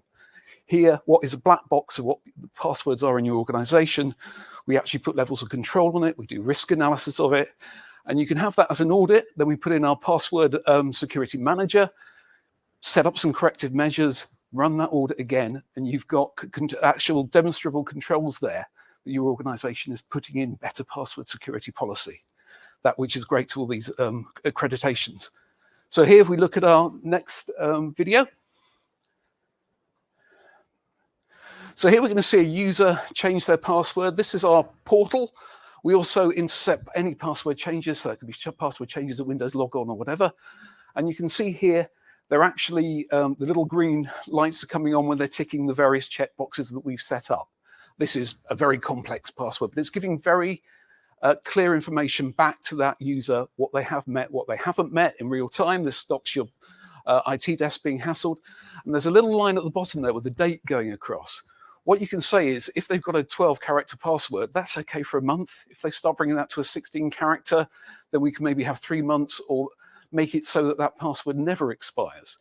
Now, never expires sounds really odd, but this is being checked against our password breach database. So if they've got a password that's not known by anybody, why change it? And it's not being repeated in your network. You've got that level of control. Make the actual end user happy. Keep them using that password. And we're looking now at sort of passphrases. So taking three random words, putting them together, something you remember.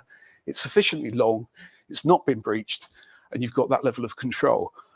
If it does get breached, that again, our password security manager is aware of that. So a password that was good yesterday might not be good today. We can automatically make that user change their password online. We could actually hold their account until they actually do a password change. So that level of control takes the, as Beyond Trust have found, takes what is a black box of password management within an organization into actually something that you can demonstrably control. Over to you. Thank you, Jamie. So what did Beyond Trust get from that? They're protected against password reuse. If people are reusing passwords, this system will spot that and it will force them to change their password. They get verification of those real time, so they don't have to wait 30 days, 60 days, 90 days for that to actually appear. They can tell them straight away. But they're also following best password policy guidelines now. So if they get audited, they can point to the NIST rules and they say, we've implemented it within the software. But importantly, it gives the users more help as well. So the end users get more help to set better passwords. So it's actually improved the user experience. Second one we're going to look at is multi-factor stronger authentication. So this is a Liverpool Heart and Chest Hospital, NHS Foundation Trust. During the pandemic, they started working from many different locations, and they actually found some benefits to that. They found that they could perform better if they let people do things like x-ray reviews, procurement, various business processes from home, from a different location, without having to come back to the specific office to do this. Some things you obviously have to do in the building, like heart operations, for example. Lots of other things they could do very efficiently at home. They also had a bring your own device policy. So they didn't issue lots of corporate devices to individuals outside the hospitals. They wanted people to use their own devices. So that was the background. The problem they had is that they started using a VPN, virtual private network. I'm sure lots of us use this. This is secure remote access into the hospital network. But it was a horrendous user experience. They had a combination of a device generating a code, a password, and a username, and it just got really, really complicated for people. So security was a barrier. It was getting in the way of them being able to do their jobs on a day-to-day basis. They also, it was costly. They forgot the token. They needed to deploy software. They had limited IT resources within the hospital. And when they did have IT resources, they wanted them to be focusing on keeping the hospital systems running, not end user authentication. So they basically wanted something that was more secure, but was much simpler. So we deployed multi-factor authentication solution that worked with the hospital VPN, so they didn't have to change their infrastructure, that working with what's there important to us. We actually used a pattern grid for authentication, which I'll let Jamie explain that. But basically, what we're doing now is as we're authenticating into that VPN, that's handed over to the MyID multi-factor authentication server, which is making sure that person is, are they who they claim to be before we actually let them log on to the systems. Okay. Next slide, please. Yeah, one of our major problems is we deal with human beings. And human beings don't like remembering things, and they don't like remembering complex numbers, etc. But what they do like, what they can do, and I'm as guilty as anyone, is remember patterns. So what we do is we present a pattern grid, which is, as we see here, a grid of numbers. These numbers are repeating. And the user actually remembers a pattern. So here we're seeing from the diagonal pattern going across. And so the user's code there would be, in this case, 224154. Now, what happens is every time the user logs on to that, being a website, being the VPN in the NHS side, or even Windows authentication, and this also works over mobile as well, is a random set of numbers come up. So that if they're so every time they log on, it would be a different one-time code, but it'll be from that pattern. One of the great benefits of this for the NHS and what we're seeing as well for managed service providers is you can give this out. There's no additional footprint for the end user. You're not giving them and I like these things, but we're not giving them a $10 smart card. We're not giving them a $40 YubiKey. This is a zero cost device effectively to authenticate in as well and give a one-time password. This is why it's being popular with Riverbird, which we're running out at the moment, which as a managed service provider to their managed service providers, actually giving their users this as a second form of authentication as well, without them actually having to deal with that end devices. So just to show that in action, if we can play the vid. So yeah, here we have Outlook Web Access. We enter the username. Microsoft recognizes that's part of our domain, brings up the pattern grid. The user can then enter enters their password. So we're actually having this as an additional factor. You can just have it as the grid, but we're actually having this as an additional level of security. So then they type in, they've remembered their code, they remember their code and they enter that. We have a desktop client as well. So if you're logging into Windows, for example, again, you can have your password and then you can enter your code, which there, would be 114230. And if you can guess the pattern from that, you'd be doing very well, because that's an example of how with the repeating numbers, even if you're shoulder surfing, if you're seeing what they type, you won't be able to guess that pattern. And that's a straightforward login to Windows. Very quick demonstration because it's very simple technology, but that is able to be replicated at extremely low cost out to customers. And that's Pattern Grid. Thank you, Jamie. So the benefits they got from that, they maintained the strong authentication, but they did that with a much, much simpler user experience. So the end user didn't have to carry things around with them. They didn't have to remember things. They also saw a reduction in calls to the help desk. As Jamie mentioned, people tend to remember patterns, and they don't tend to remember long and complex passwords, particularly if they don't use them all the time. So the help desk costs went down. It worked with the existing VPN, so they didn't have to swap out any additional technology.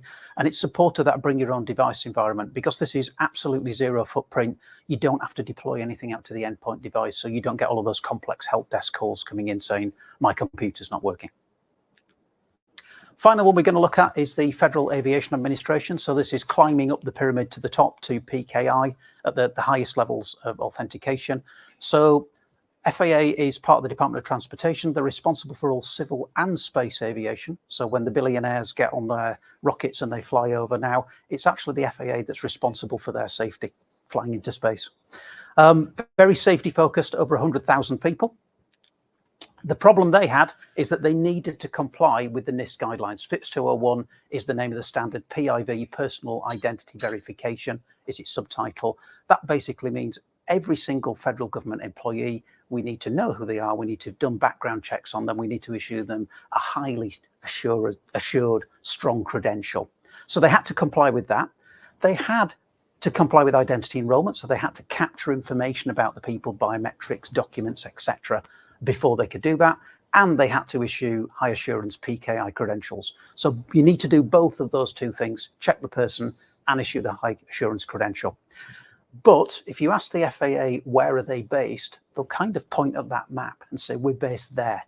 Every single state, they've got multiple locations, some of them really dispersed. I'm not quite sure why Alaska's dropped down to where it is, but you get the idea. So literally some of their locations are a very small building with about 3 people in Alaska. As part of the enrollment process for FIPS 201, you have to see the person face to face to do the enrollment. But the last thing they wanted to do is to get them back in the office again whenever they needed to do anything such as collect a card, update a card, solve a problem. So they had that hugely dispersed environment they needed to cope with. And they also had some enrollment data in place, but not everything. So they wanted to add to that data to actually get to the level they needed for FIPS 201, but without throwing everything away. So here we deployed our MyID credential management system. So what that did is it took data in from the existing systems, working with those. What's there is a big theme for us. There's lots of APIs to get data in, pass data out, etc. We work with the certificate authority. We work with the card production bureau. So these are people, the same sort of people who make your credit cards. So generally here, they are geared up for sending cards out to a physical location. And they can deal with that distribution part, which made it easier for the FAA, so they didn't have to get everybody into a central office. We'll explain how that's secure later. But we're also using MyID to capture additional enrollment data, so fingerprints, facial biometrics, documents, etc. And we put in place a secure self-service activation process, so we could actually get the credentials out to the people in a dispersed environment. Okay, and firstly, I'd like to apologise for the model used in this demonstration you're about to see. Yeah, so we're now heading into the realm of, so this is really smart cards, this is PIV devices, the ultra secure area. And part of this is user onboarding. And what we're doing here is we're using our operator client, which is a REST React interface, which is run, is a very simple user interface, we'll see in a second, and that just allows the initial collection of the data, but also integration with things like LDAPs or any other data source the customer has for that individual. So if we play the vid, thanks, Mark. Yeah, so here we have it. It's very simple. As I say, REST React, so all this functionality can be externally driven. So you might have an HR system that actually says, Jamie's a new starter, I would like a new card for Jamie. Somebody, a human being, will then authorize that request. Here we're looking for DLC. I, as an operator, can only see users that I can see. So part of my scope, part of my team. We have some information from DLC from the Active Directory, but we've pulled that data in. But we have a strong binding here between our data source now and that user, and we've requested a device for DLC. So what's going to happen now is we're going to collect the data for DLC, and that includes reaching out to things like photographic capture and fingerprint capture using federally approved devices, and that's all run from MyID. So if we get, yep, next video, please. So here, imagine me as a registrar. Jamie's sat in front of me, and I'm going to collect his biometric data. I enter some details about him, and you'll see this wonderful human being turning up. So we just connect to that. So we're connecting to an external camera here, and we have this person. That is not a federally compliant image. He's smiling, he's got glare. You can see on the right the information here. So the system has waited until that is FIPS compliant. Could also be ICAO compliant, which is passport-based civil aviation. And of course, it's iCandy compliant already. So there we go. So it's collected the image. We're now going to do the fingerprints. This is reaching out to a 10 slap. These are the super expensive readers you see when you go into, whenever you go into America, and it's collecting fingerprints and thumbprints. We're rating those fingerprints. As Alan said, you don't want these people coming back. You want to make sure you've got good ones. So there we can see there's one that's not up to standard. We would ask that person to re-register that fingerprint. But that stops them coming back for a second time. And here's an example of just using those devices. So there we go. Captures 4 fingers at once, and then 2 thumbs. But this is all driven from MyID, reaching out to these federally compliant devices. Literally, systems that have this up and running register millions of users, part of it, things like transport workers in America, etc. We collect that in from various different sites. Yeah, so then what happens is we've got that data. That gets sent off to a card production bureau, and they produce a card like this. But this is this is something you don't want to give out to anybody. You don't want it intercepted in the mail. This is a secure way for somebody to authorize themselves as a federal officer. So what you do is they lock it cryptographically. So if it was ever picked up, intercepted in the mail, nobody could actually access this card. The only thing available to it is the serial number. No data on this card is available. So we get that sent to Delcy. But how does Delcy authorize? You can see on the left there, it's a single fingerprint reader. This is the nice and cheap fingerprint reader with a card in the slot. So we take Delcy's fingerprint. We can't read it from the card yet, even if we've written it to the card, but we can do it against our server data. So we're doing a match on server check here. Is this really Delcy? Is this the card we've issued to Delcy? Yes, it is. So we just go and check that. We check the minutiae of the fingerprints, and then we can say, yeah, Delcy, what PIN do you want for your card? And with these cards we're looking at now, you can do things like match on card fingerprint from that moving forward. You can use this in FIPS physical access. You can use this against different, there we are, it worked. You can use it against different government officers, etc. So here we've got a fully working card, the whole data collection, the whole talking to the Federal Bridge here, which is the American government standard PKI, and the whole issuance process is to FIPS standards. We know because we helped them produce those standards originally. And they have a fully working card, and that's been out there working to millions of American federal officers. So there we go.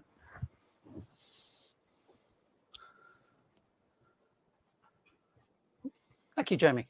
So FAA, every year they get audited, they have to hit what's called an authority to operate. So they have a security audit every year. MyID helps them comply with that security audit. So that's a big part of what they do there.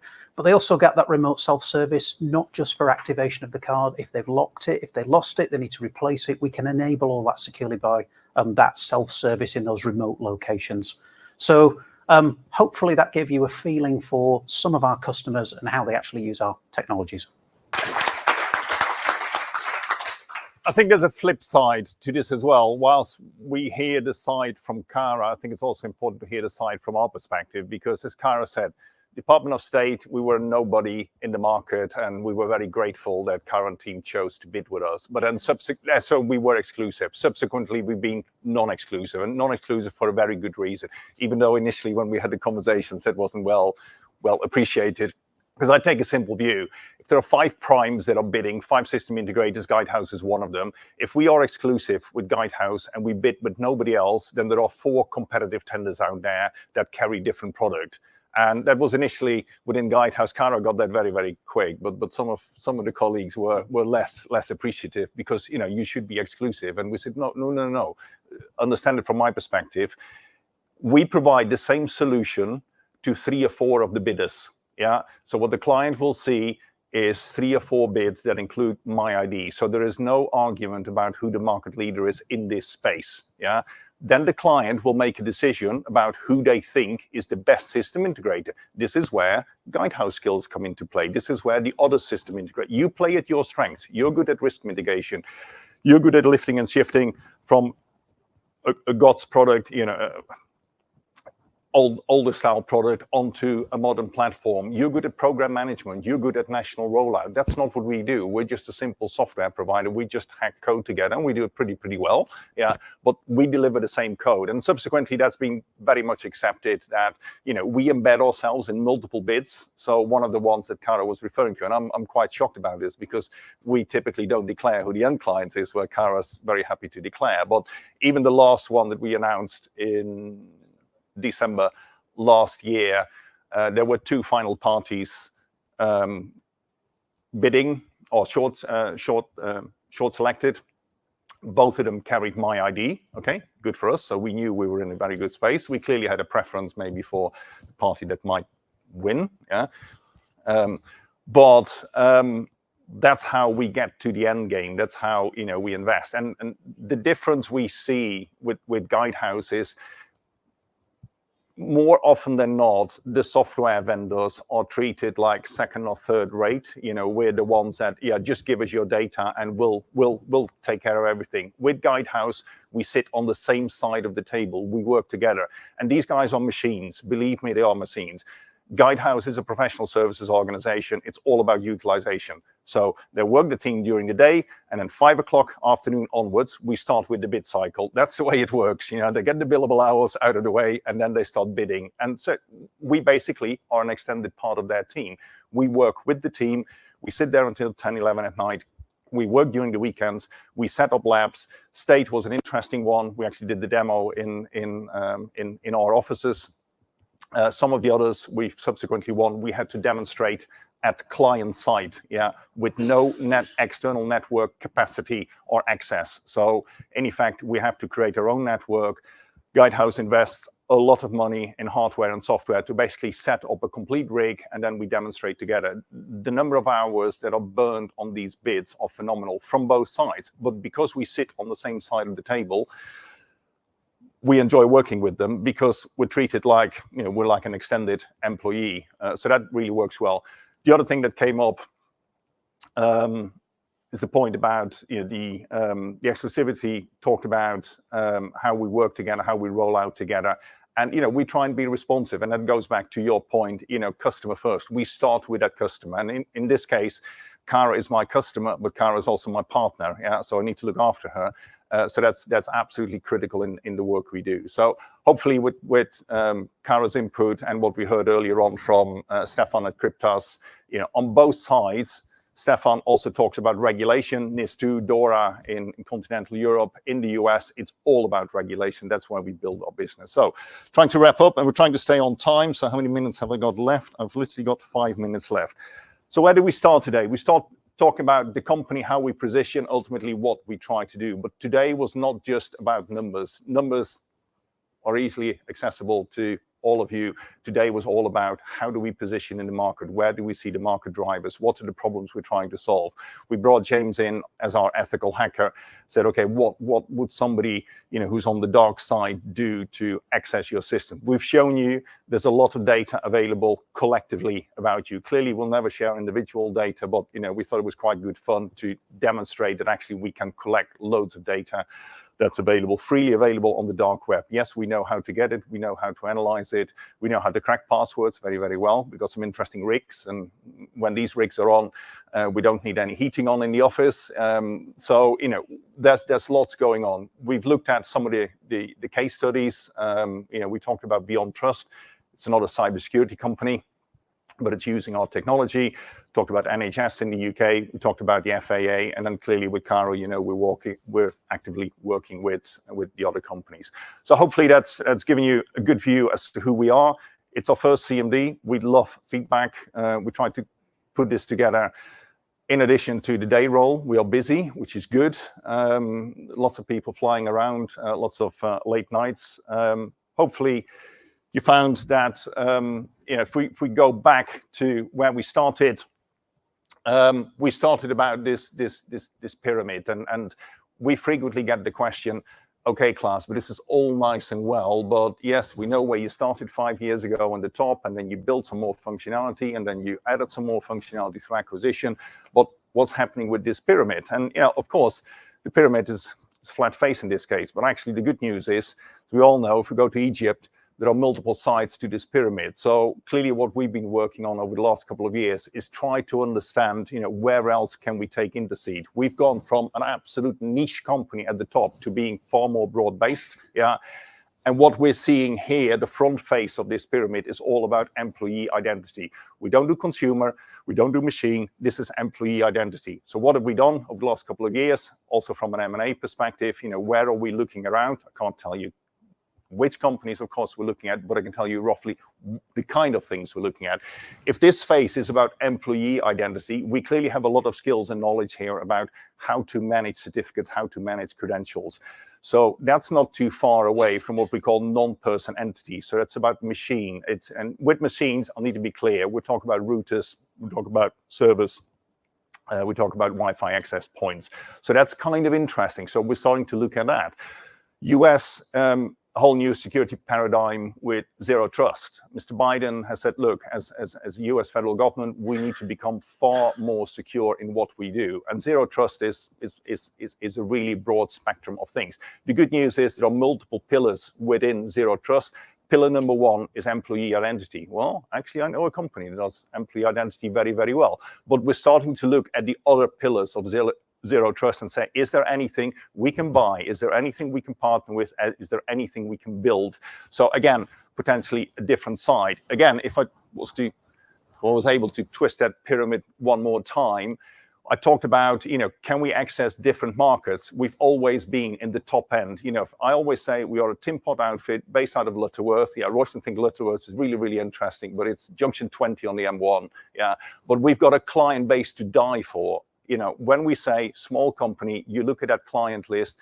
Kara's lifted the lid off some of the other ones that are not even highlighted on our website, but we are capable of doing real good business with some really high-profile clients. But that's one side of the business. I think there is another side of the business, which is the one I referred to earlier on. Is in Germany. We're working with this company called Riverbird. They have actually reskinned our MFA solution. They call it Twin Verify, and they're offering Twin Verify into the SMB market. SMB market, you think, well, 5 users, 8 users, 10 users, 12 users. That's not our core business. No, but I like the licenses, because if they come in volume, it starts adding up. It's all subscription-based. So, we're now starting to pursue different market segments. We got a partner in Germany. I know Siobhan's had dialogue with a partner here in the UK. So we're looking at different sides of this pyramid. So coming back to the growth story is all about what can we drive organically with what we've got, what can we drive inorganically. And just to be clear, I don't see ourselves, and I repeat, I do not see ourselves as a buy and build. I see ourselves as a company that will grow organically, double digit, and as and when we can, and as and when we find the right kind of target, like we did with Orthologics, we will absolutely do that. We got more cash in the bank, as Nital said, so we can probably look a little bit bigger than we did 2 or 3 years ago, but that's a really interesting play. So then coming back to the business case, what do we see as the investment case? Hopefully we can at least agree that we provide business critical software in an interesting market. The cybersecurity market is really, really interesting. It's growing at good double-digit speed. We have a scalable business model. Our costs are very much covered by our recurring revenue. And if we look at our repeatable revenue, we know that if we sell licenses, it's highly accretive, as we've shown over the last couple of years. Our operating model is clear. We're a software company. We know how to target the market. Tier 1 client base. I don't think anybody can argue about who we have as clients and whether that's credible. And as Alan has said earlier on, there are many, many clients we can't put on there simply because we're not allowed to. Whether our partners do, that's up to them, but we're quite cautious. But again, in the US, here in the UK as well, we do increasingly more work in the UK, but again, we can't talk about it. The other interesting thing is Net Promoter Score. Again, coming back to these business principles, customer first, our Net Promoter Score is 50. For a software company, 50 is a pretty good Net Promoter Score. I'd like to push it a little bit higher. I'd like to get in the 60s, but Net Promoter Score is ruthless. You find a few more detractors and suddenly your score will tank. I think as a management team, I think we're reasonably credible. We've proven over the last couple of years that from what originally was a turnaround business is now a business that's motoring very, very nicely. We're showing good growth. And we talked about this inorganic versus organic, but the starting point is organic. Market-wise, we think we're market leader. We believe we're market leader, but it's not just us. Companies partners like Guidehouse, they assessed the market earlier on when they chose 2019 to approach us. They were, of course, talking to other parties, but it's not just the partners. It's the clients who are choosing this technology. It's the clients who are choosing to stay on platform for 10, 15, 20 years. Our longest serving client, I think is in the UK, is either 21 or 22 years now, and it's a bank. Competitive advantage. We know and feel we can expand that moat. We can really defend it well. Our attrition is extremely low. Our attrition is below 2.5% in terms of revenue. We hardly lose any clients. We talked about that pyramid, not just the front face of the pyramid, but also the multi-dimensions of that pyramid, which allows us to grow that target account market, not just from a product perspective, from a geography, but also go to market. We will continue to invest in that distribution model, in that reseller model. We have a relatively small sales team, but we can actually work with our partners. We have one of our channel managers currently in Oman. He's based out here in the UK. Matt is probably spending 2 weeks a month nearly in the Middle East out there. I was in Dubai a couple of weeks ago at JISAC, one of the largest cybersecurity shows. We get very, very good interest. And of course, in the market, we love regulation. Yeah, regulation is good for us. Regulation in the US has established our business. We now see regulation taking foothold in continental Europe, and we are chasing that business with partners like Cryptas, but also the whole Riverbird conversation with Twin Verify. That's again driving companies particularly in continental Europe who have to do something. They have to start using MFA. So we're on that bandwagon. Finally, financials. We've had a couple of very good years. Our KPIs are growing quite nicely. Really good cash flow generation. We have more cash in the bank than we've ever had. I go back to 2018 when we were nearly out of cash, and it was a very different story with nearly a 5 million convertible hanging out there, which we retired early, and then since then we've been growing the cash pile. Debt-free, clean balance sheet, good profitability. Talked about the attrition. We see very little attrition. This is pretty sticky stuff. Once a customer is on platform, they'll stay on platform.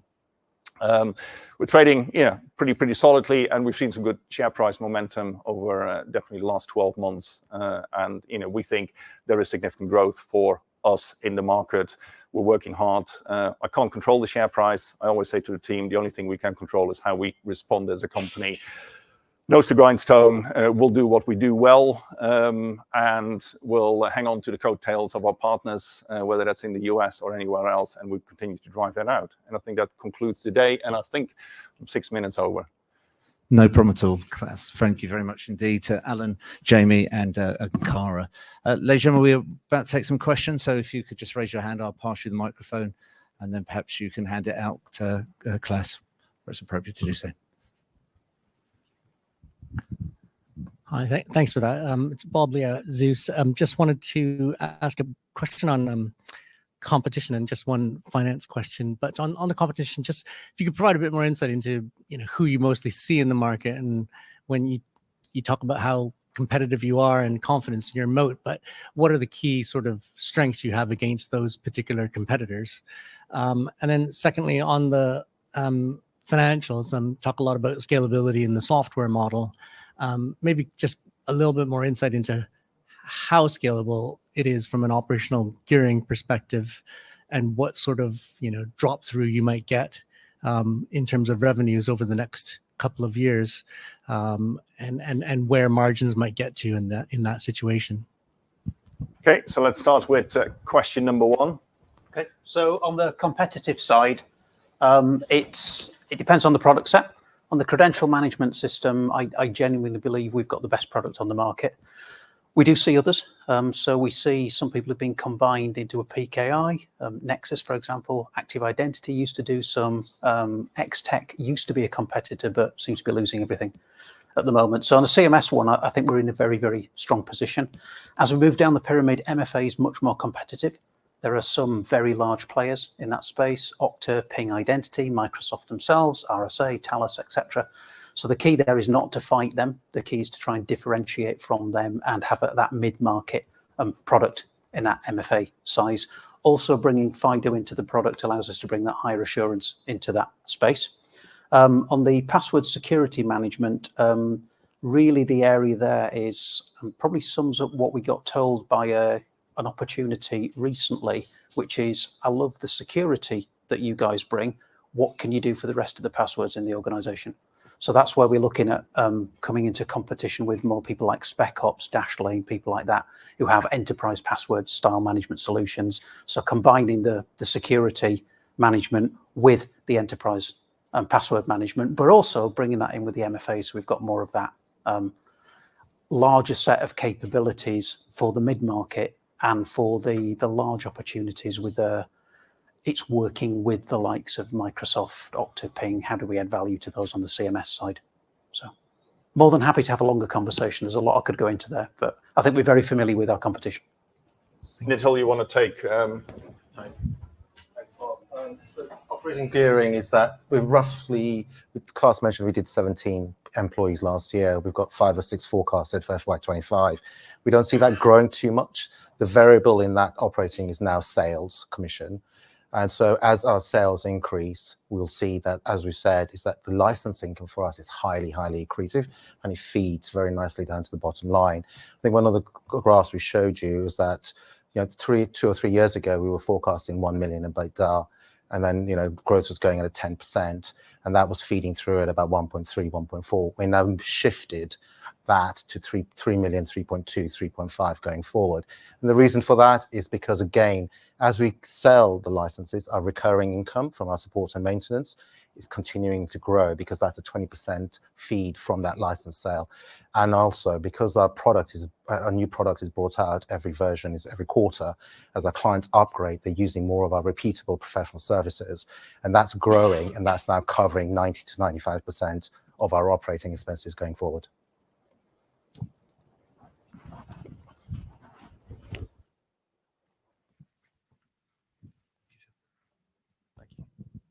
Thank you. It's Kai from Canaccord. Just had a quick question on the US market. I guess at the federal level, have you had a guess at your market share in the software, obviously ID space? You know, is it 10%? Is it 50%? Just wondering, and you know, where do you think that can get to? And then, I guess linked into that is, how about the state level? Is that interesting to you? Is obviously a lot less seats and licenses, but presumably it's also a pretty sizable market. Just wondering how you're thinking about those two. Okay, so on the first question, particularly on the CMS side, which is the US business, there is no active market data available. So I can't go to a Gartner or an Ovum to get market data. There is plenty of scope in that market for licenses for us, as we've shown over the last couple of years. I don't know, Alan, you want to have a guess? But 2025 will be my gut feel that we have at the moment with some of the recent wins. But I'm guessing it's just the data's just not there. I think there is a lot of space for us to grow into. Your second question, state, local, absolutely. As I explained, and as you well know, they tend to be smaller, yeah, and they may not want to buy a PKI solution on its own. But we have partners who offer fully managed services. So a company like WhitePoint in the US, NASDAQ listed, they offer a fully wrapped service. So that's actually quite good for the smaller opportunities. We're also talking to a very large distributor in the US who's got a very strong foothold in state and local SLED, or state local education. I'm taking up the lingo. So, you know, we definitely can see a lot of opportunity for growth, and that's, you know, the CMS side, but also because we've uplifted the MFA product into the cryptographic side with passkeys, FIDO, we can see real good opportunity now going forward. You know, we've lifted the functionality in the product. We've got a much wider market to sell into.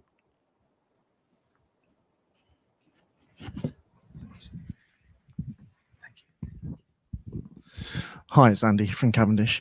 When you, I'm not sure if this is for Alan or Klaus, but when you're talking about your tech roadmap, certainly at the high level for PKI, it's in the CMS environment, and you're dealing with such large clients, how do you make sure that you stay pure to your tech roadmap for the greater good of all clients, as opposed to being bullied by the enormous individuals who you're trying to serve perfectly?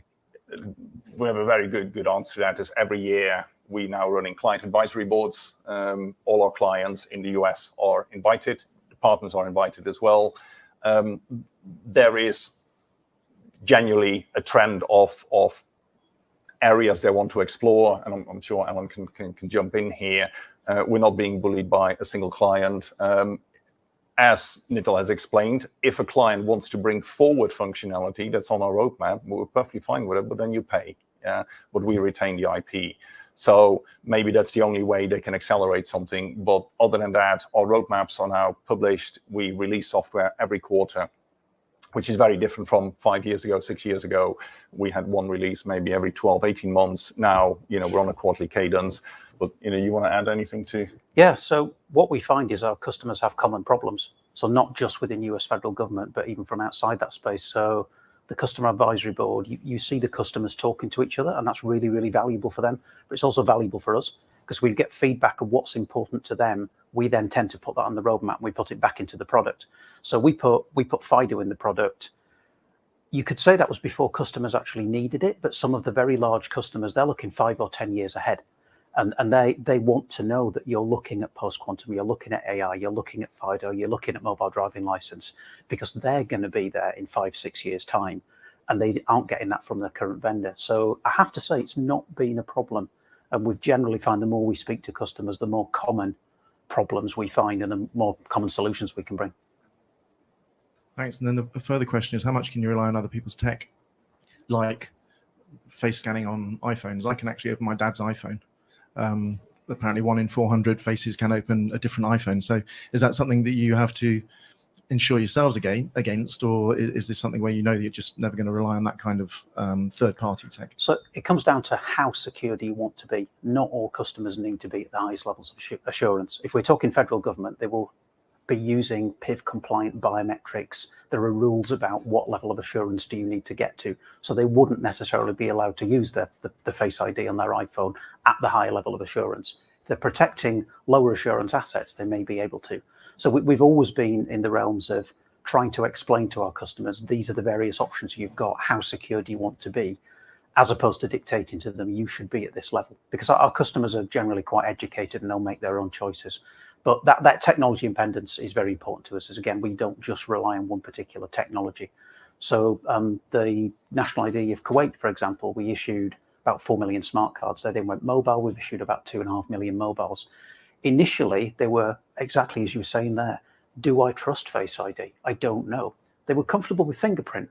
So the way we configured it is, well, you can, as a customer, you can enforce a PIN, or you can allow it to use a fingerprint, or you can allow it to use Face ID. But it's your choice, customer. How secure do you want to be? So that's very much the strategy we've been following. Bruce, did you have a question? Ah, okay, good. Harry. Thank you. Just a couple of MFA questions. I was wondering if you could just expand. You talked about trying to not go directly against some larger competition. I was wondering if you could just expand on that. And also from a sort of go-to-market perspective, are those competitions or are those competitors, or can you still go direct to those, whereas you can quite clearly access the sort of federal government US indirectly? Does that sort of indirect model lend itself to the sort of MFA market as well, and the different customers that you're trying to access within that? If you take the first one, I'll take the second one. So most of our very large customers have invested very heavily in a identity and access management solution, and that's typically around Microsoft or Okta or something of that. And it does more than the authentication. It does the not just is it really SAM, but what can SAM do and what are the rules around it, etc. So when we issue PKI credentials with Guidehouse, for example, often those customers using them to access Microsoft protected environments. So working with those big players is very important to us. So we wouldn't try and take those head on. But as you move down to the mid-market, particularly in Europe around the NIS2 legislation, those systems are very expensive and they're very complex to deploy and manage. So we think there's a gap in the market for something like an Okta Lite for the mid-size market, which doesn't really exist at the moment. So that's very much where we're playing. Things change over time. But as it stands today, we're very much working with, I was in Redmond with Microsoft 2 weeks ago, looking at how we can work with them on deploying MFA solutions in their environment and work with them. So we're very much looking at how do we work with them. On the more down the mid-market size, it's a different play. We think, yes, we can compete directly there. So distribution, your second question, we very much see distribution for that mid-market. Yeah, we cannot build a sales team that will cover that entire mid-market. Siobhan and her team, as I said, Madge, one of our channel managers, is in Oman at the moment. They are working that channel and distribution very, very hard. And you know what we acquired with Orthologix is real good, strong distribution. So we have 2 very strong distributors, Amivis and Shifra, and they are both pushing our solution set out in that market. And in the same way as we're now using in the German market, and again, the MSPs to get to the market, because don't forget, again, if you look at that pyramid, the way it works is the MSPs have access to the resellers and the resellers have access to the clients. You know, it would be impossible for us to work with all small individual resellers. We focus on those who've got access to the market, And that model works. It works on the high end because we need the credibility. We need the credibility from the system integrator to help that client migrate from legacy platform onto modern state platform like MyID CMS. And that works really, really well, but it works in that middle market as well. In that middle market distribution, as Siobhan has walked those corridors for years. If you look at the Vascos, you look at the HIDs, their route to market is through distribution and channel, and we're following exactly the same. And clearly, what we have now is we started with that journey 5-6 years ago, so we've been building our credibility up with reseller channel distribution, bringing Authlogics on board. We can utilize the existing relationships. I know Cara has got conversations within her client base about password security management. Yeah? If we think that state doesn't use any passwords, believe me, I can show you. I can show you in our PSP. Yeah? There are an awful lot of passwords being used, but a lot of this is about timing. We need to find the right timing. We need to find the right vehicle. We need to find the right partner to work with. So hopefully that answers your question. So Mike from Equity Development, do you see RFC 8784 as a guideline or a proto-regulation towards symmetric key authentication? And secondly, when that cat in the screen looking at the mouse, when do you wake up one day and find out it's become a quantum cat? You've got to think about what it might do. So absolutely something our customers are looking at. So the quantum piece particularly, a lot of our US federal government customers are at the absolute cutting edge of security. Nation-sponsored states will be trying to break into their systems. Quantum is what they're looking at. So we very much never tried to write our own cryptography. We always used NIST-approved cryptography. So we're working with hardware security manufacturers. We're working with the smart card device manufacturers ahead of that to look at post-quantum and where that's going and incorporating that into our own product. My personal view, I think authentication is less of a risk for quantum resistance because, as we've done beforehand, we're quite crypto agile. You can just roll out new crypto technologies into the product and move forward. We move from RSA to ECC, move from triple DES to AES. So we've done that before. I think it's likely to be more of a problem for stored encryption. So archived emails that are there for a long time. And you can't really easily go back and change the encryption on that without a huge key management overhead. So I think that's more of a challenge. The other interesting attack I've seen is potentially trying to attack signing certificates for installing software. So if you could fake Microsoft certificate and you can install some malware and everybody thinks it's Microsoft, that's the bigger attack. So yes, we're absolutely watching it. Yes, our customers are asking about it. From an authentication perspective, I think it's less of an issue. I think we've probably got a bit more time. Great, thank you. Any more there are questions on the platform, but I thought we'll deal with the questions in the room first before we go to IMC. I don't know if there's any more questions here. Any more questions from the room? Perfect. Right, so I have the good role of reading the questions, and then I can try and dish them out as we see fit. What's your appetite for further acquisitions? This is a question from Samuel. I think what we tried to explain through the presentation, we started our acquisition journey 3 years ago. We got a full-time head of corporate development in-house, somebody who is really, really experienced. So we are definitely on the acquisition trail. We will only do acquisitions as and when we think it's the right fit. Before Authlogics, we had one that we walked away from. Yes, it's expensive because you're paying lawyers' fees, but it's far cheaper to walk away at that point than end up with the wrong acquisition. In total, we've walked away from 3, where we've started DD, and then suddenly what you find when you're on the inside, it doesn't look as pretty as when you were originally looking, or what was sold to you. And we recently had our company kickoff in April, and I said I compared it to looking at the kitchen. I look at my kitchen, and at least I know what's in my kitchen. I love looking at somebody else's kitchen, but we kiss a lot of frogs when we engage with potential acquisition parties. I tend to come back to my own kitchen sink. Yeah, at least I know what's in it and I know what it looks like. So we are very cautious, as Nitil said as well, but we're not afraid to invest. So definitely acquisition is on the roadmap. There's a bit of glare on the screen here. This is one for you, Alan. How is AI impacting your business?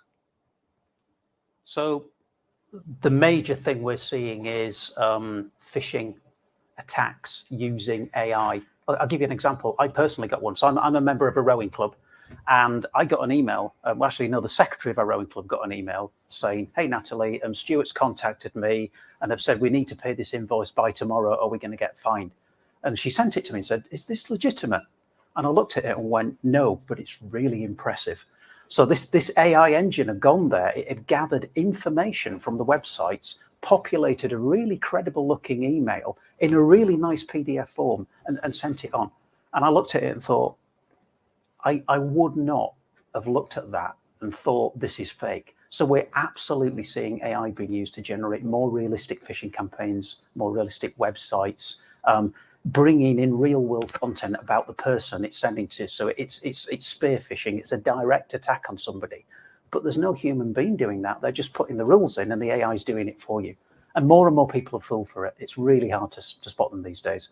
So that's on the attack side, which is good for us because that drives people towards more phishing resistant authentication, such as PKI and FIDO.